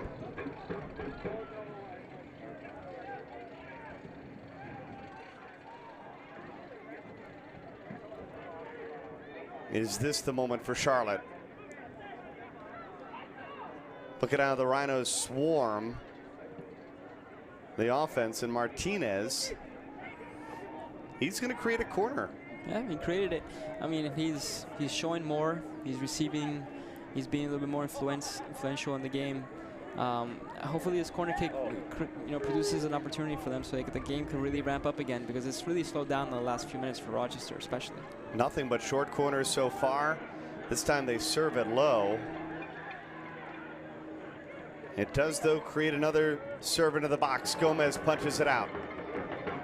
Off to the races for Francois again. He's such a speedy. That's a rough pass.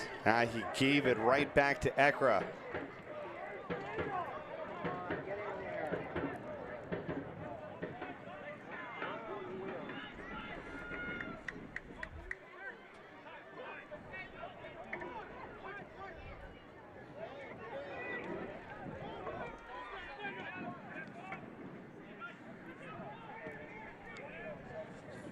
Can Rochester go up 4 goals?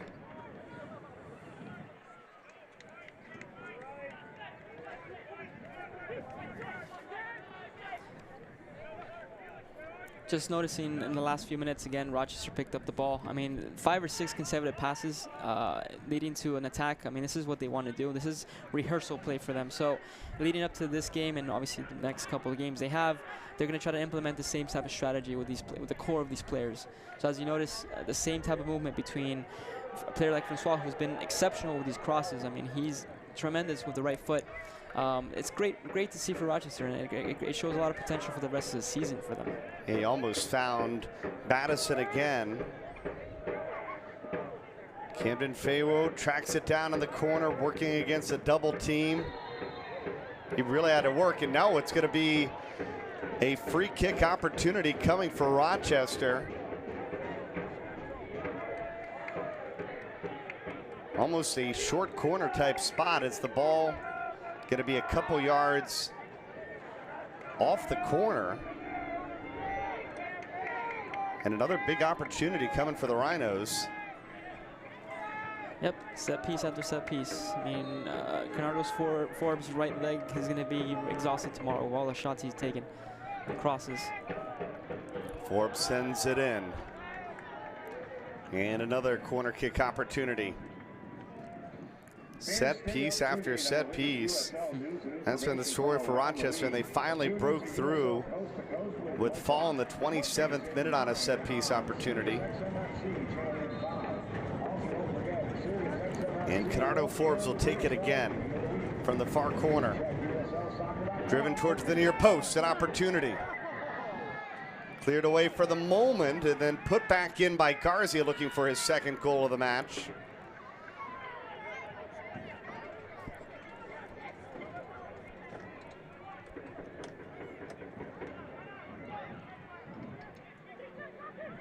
Here's Garcia.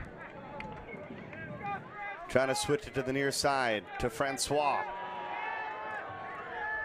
Some fancy footwork, and Francois, he's going to be called for the foul. Well, a reminder that the Rhinos' next home match is Sunday, May 21st against the Richmond Kickers. Kickoff at 4:05, and it's Soccer Mom Appreciation Day. For more information, go to rhinossoccer.com. And Garzi, who was shaken up in the first half, is shaken up here in the second half. He's worked well today. I mean, he has not stopped. I mean, he's been exceptional for Rochester. But sometimes you just get nicked. You need a couple of moments to recuperate.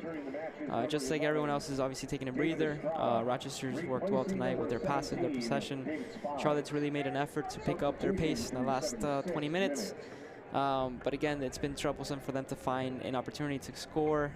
Herrera and Martinez haven't really linked up enough. I mean, a lot has to change in the last 15, 20 minutes for Charlotte to have an opportunity to score. We're checking out Garzi here in the 77th minute.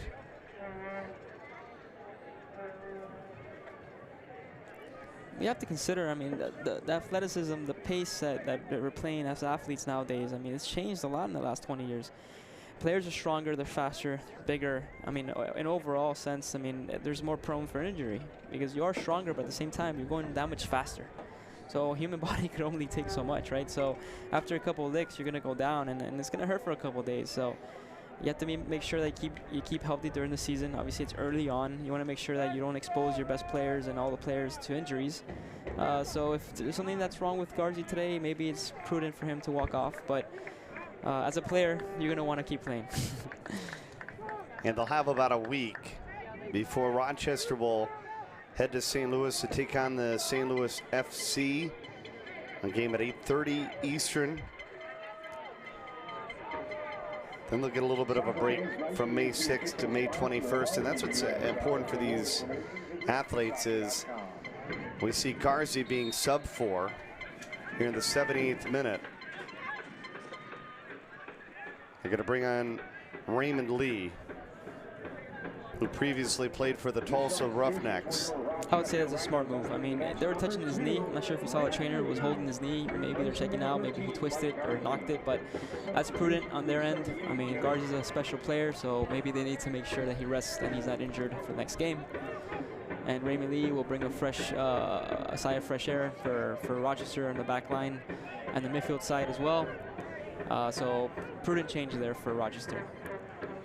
Garzi, one of 3 goal scorers tonight for the Rochester Rhinos, and we did see him shaken up back in the first half. He's hobbling, he's got to grab the bag. What's going on with that? I mean, typically a trainer should carry that. Or maybe the trainer's trying to carry him, so maybe he feels that he's helpful by doing that, but that's not a good sign. A little help there. That's not a good sign. I mean, he's wobbling off, he's limping. I hope it's not a knee injury. That'd be terrible.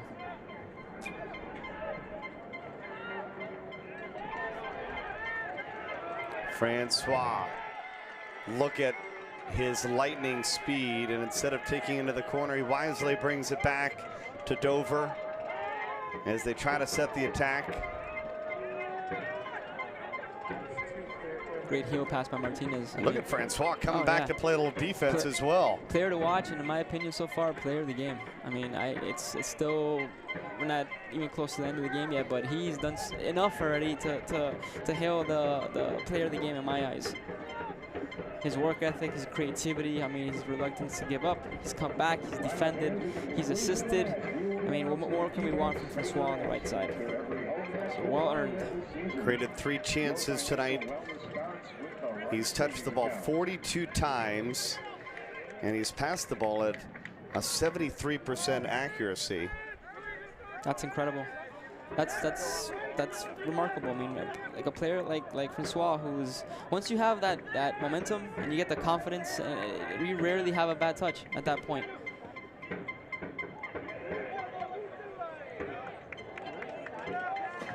I just enjoy watching them connect. I mean, Francois and Bernardo Forbes, it seems like they've been playing for years together. And another cross for Francois. I mean, he doesn't stop. He's got 2 assists tonight, an assist in the 46th minute on Garzi's goal, and then an assist on the goal in the 52nd minute by Madison. Final 10 minutes of play here in Rochester, and a lot for the Rhino fans to be happy about tonight. This is a fun match when you're the home team and you get to watch your team put 3 goals on the board. 3 beautiful goals. What's been your favorite so far, Bernie? The 3 goals. I don't know. I would have to say it's got to be a pick between the 2 services by Francois, because that one in the 46th minute was pretty special, I'd say. Yeah, I mean, the free kick was spectacularly placed, but when you oh, Francois, the first mistake I've seen him make all game. He got confident. That cross he made to Garzi, and Garzi penetrated, trapped well. That was special, right? That was a very, very nice goal.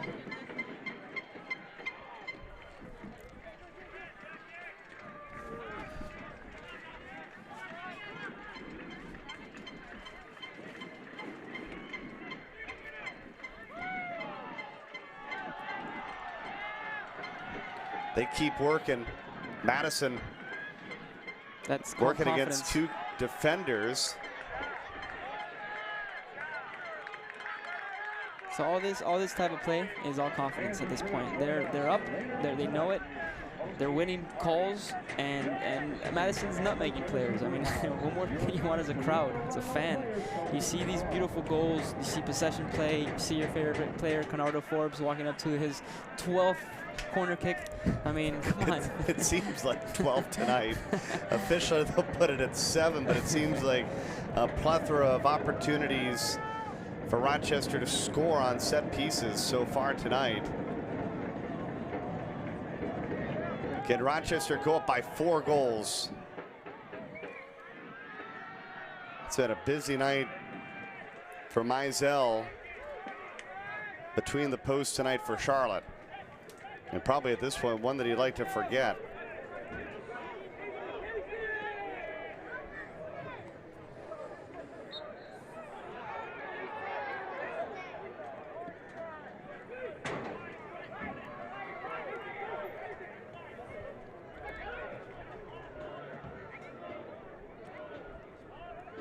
I think at this point, Charlotte would love to mess up this clean sheet by Gomez.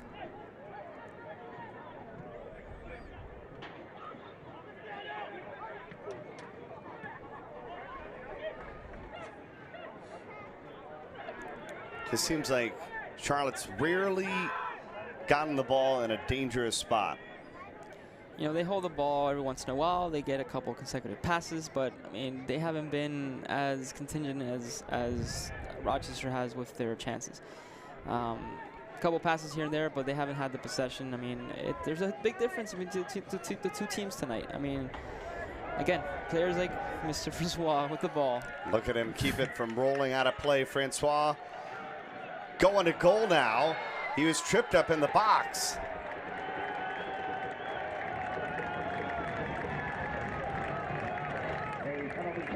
And a penalty kick coming to the Rhinos. That's what speed will do to you. Oh, yeah.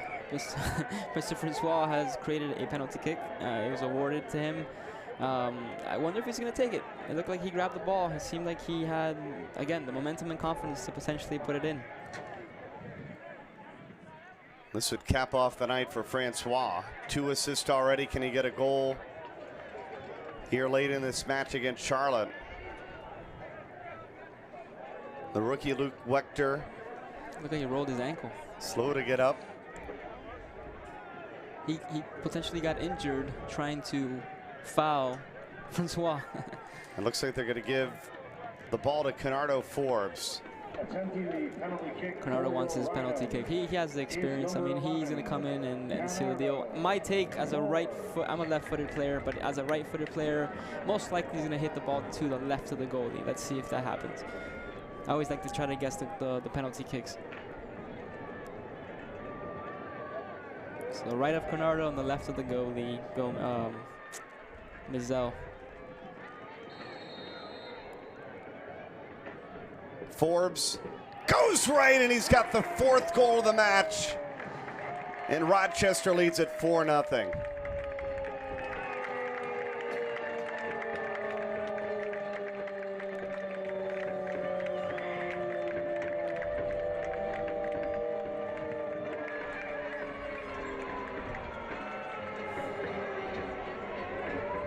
Mr. Bernardo Forbes, one of my favorite players in the league so far.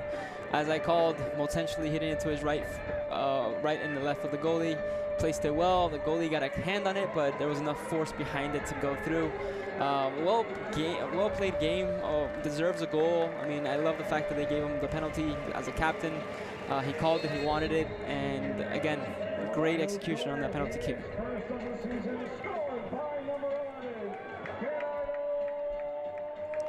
What a night for Rochester. You know, as much as we talk about the offense, I think that they've got to be equally pleased, obviously, with what the midfield and the defense has done, because they've made it a fairly easy night for Gomez between the posts. I agree. I mean, their defensive line is strong. I mean, their midfielders are impactful. I mean, their possession is so key. They know how to hold the ball.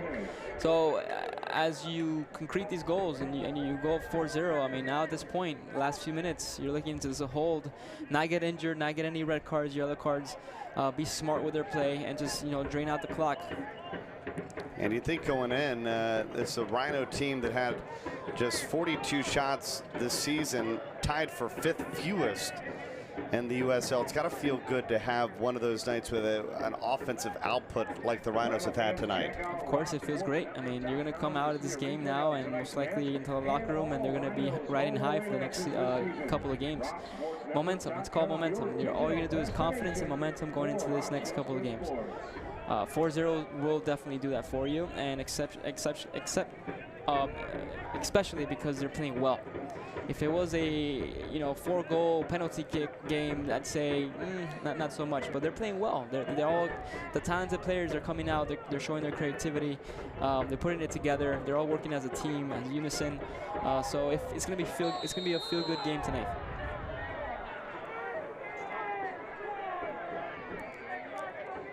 It has been a physical second half of soccer here in Rochester. Luckily, we haven't had any red cards. I mean, we've had plenty of yellows, and Martinez, again, on the floor. I mean, he's been knocked down. The typical player who tries to hold the ball, tries to dribble, is going to be targeted as a defender. So he just needs to be sure that he doesn't get any injuries going into the next couple of games.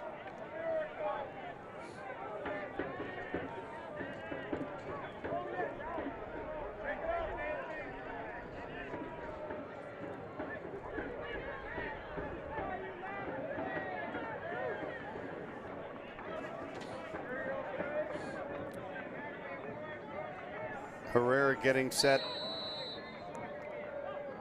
to take the free kick.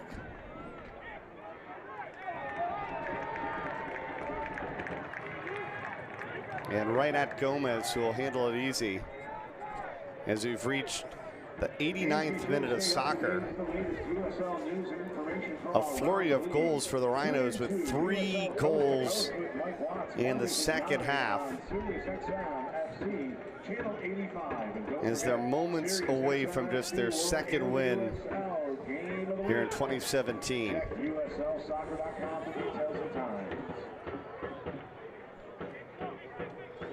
At this point, the goal's got to be to keep that sheet clean. Oh yeah, and injury-free. I mean, they don't have to expose themselves as much anymore. They can hold the ball. Francois and Madison need to be smart with their plays, spread the field out, hopefully, you know, get a couple touches, but nothing elaborate, nothing too risky. Madison goes down. He scored in the 52nd minute.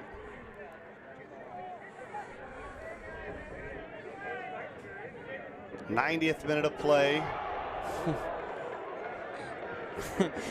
that was interesting. That was a great play.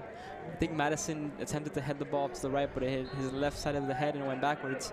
So he actually cleared it out for Charlotte there in that last play. They're going to add 4 minutes of stoppage time onto the clock.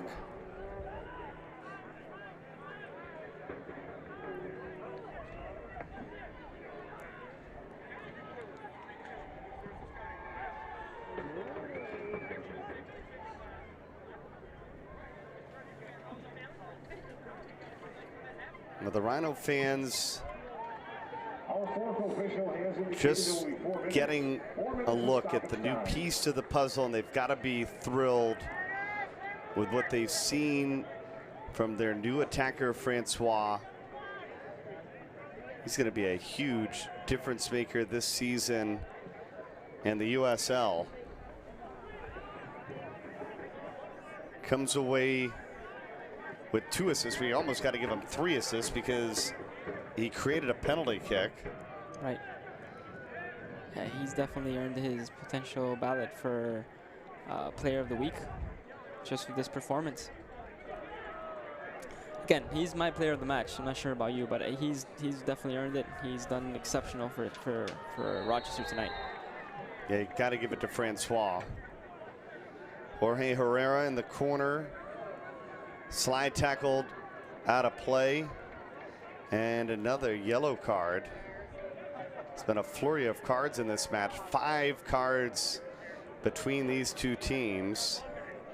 I'm surprised Herrera didn't start the game. I mean, last time I saw Charlotte play, he was up top playing along with Enzo, but he came in late in the second half. I mean, not much of an impact. I mean, he's a player that needs to connect well with midfielders. Hasn't had many opportunities, but he is an experienced player. He's Colombian. He's played at all top tier levels in Colombia with some of the top teams over there. And he brings a lot of veteran experience for the Charlotte team, but not much tonight. He earned the yellow card now. Hopefully he can retain his sheet pretty clean here.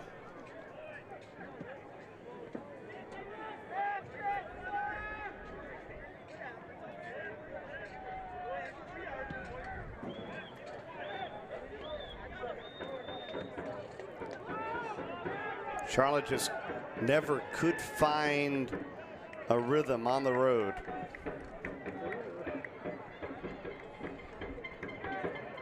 And they have many road games ahead. Hopefully they'll pick up the pace here. I think if they make adjustments such as having Herrera from the start, having Enzo play more as an attacking midfielder instead of a lone striker, I think they'll use his forte for better use. I mean, I think he was a little lost in the first half.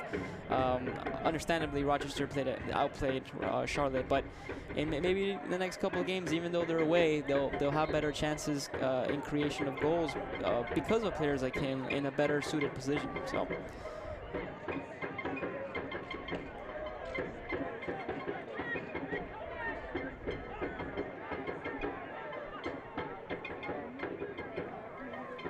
Quiet night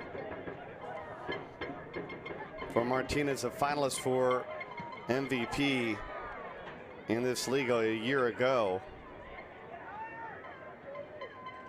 That's something that certainly Rochester's got to be proud of the way that they handled a player as explosive as Martinez. You get to see what he can create right there just from that chance. There's glimpses of his talent. I mean, again, if he has the chance and he has the opportunity to create something, he will, and it will be dangerous. But he hasn't had much of an opportunity because of Rochester's well-developed defensive line. We have to hand it to them. They've played well. They've cut any opportunities that they've had to a minimum. So it goes both ways. The score tonight really is indicative of what we saw. It isn't always that way in soccer. Right. But tonight, very, very strong performance from Rochester. Overall, as a team and individually, they're better players, they're quality players, they're creative players. They showed up. They showed up. 2 seasons ago, the Rhinos were the champions of the USL. And it seems like they're just starting to find their rhythm here in 2017. One thing is certain, they found their offense tonight as they get a 4-0 win over Charlotte.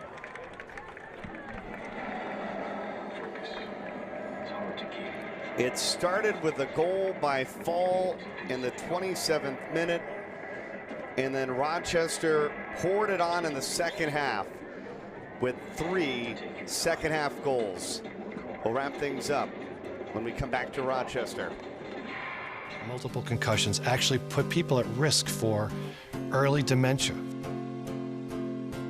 It's kind of like Alzheimer's with a kind of paranoid, angry edge to it. So we've been trying to develop a blood test for concussion so we can say yes or no. You had a concussion, yes or no. Hopefully, early diagnosis equals early treatment and prevention of dementia down the line.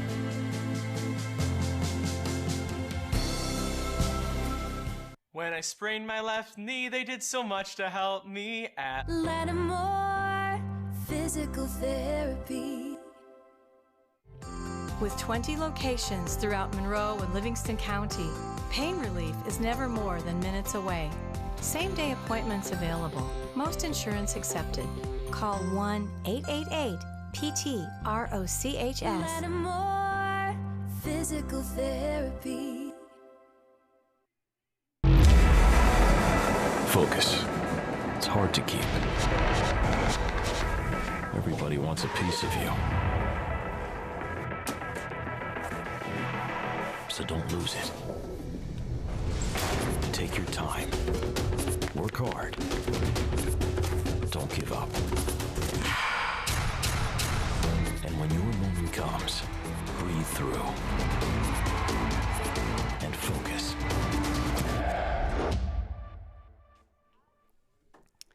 A big night tonight for Rochester at home. They get a 4-0 win over the Charlotte Independents as they get their second win of the season. It all started with just a flurry of chances in the first half. Their 5th set piece was the key to the match as Fall scored in the 27th minute as we check out our match highlights tonight.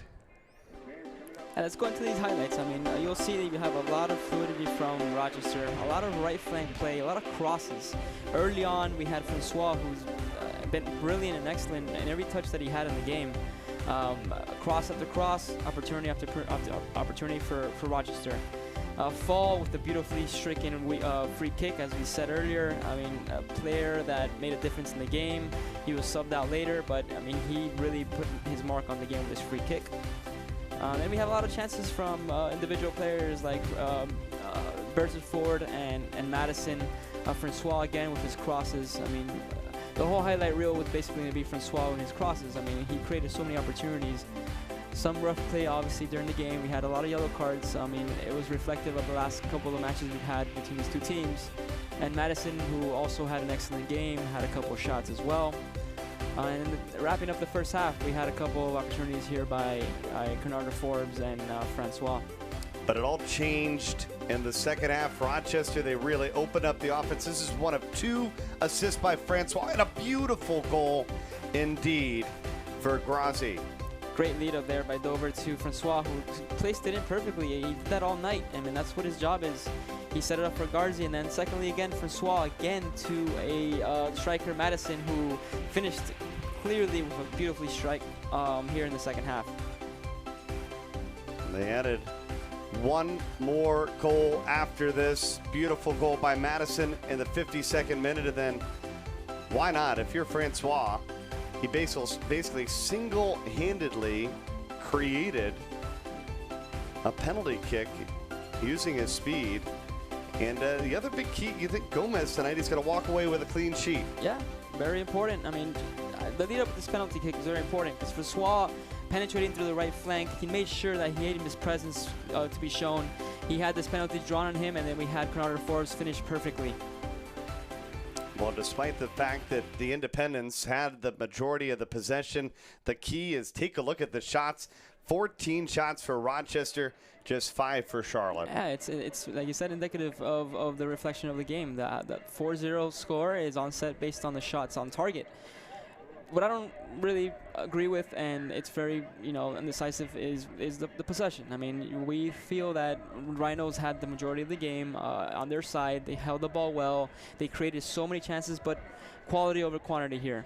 We had so many quality plays. Possession goes to Charlotte, but at the end of the day, the goals goes to Rhinos. And let's check out tonight's Key Bank save of the match. Your financial wellness starts with the right savings account. Great save there by Maisel. First save of the match, and then obviously the goal here by Fall, who was exceptional. Beautifully stricken ball in the right-hand corner. Great play, great player in the game. Obviously, he showed well for Rochester. And that was our Exodus moment of the match. Like your hometown Rhino players, Exodus Blue Cross Blue Shield reminds you to live fearless. A lot of reasons to smile tonight. If you are in Rochester and you're a Rhinos fan, you got to see 4 goals tonight as the Rhinos picked up win number 2 on the season on a busy day of USL soccer. Still some more games coming later tonight on Match Center. Be sure to go to uslsoccer.com for more. But for Albert Munoz and our entire crew, Bernie Gunther saying good night from Rochester. The Rhinos get their 2nd win of the season, a 4-0 win over the Independents. Good night, everyone. This copyrighted telecast of the United Soccer League may not be retransmitted, rebroadcast, or reproduced without the express written consent from the United Soccer League.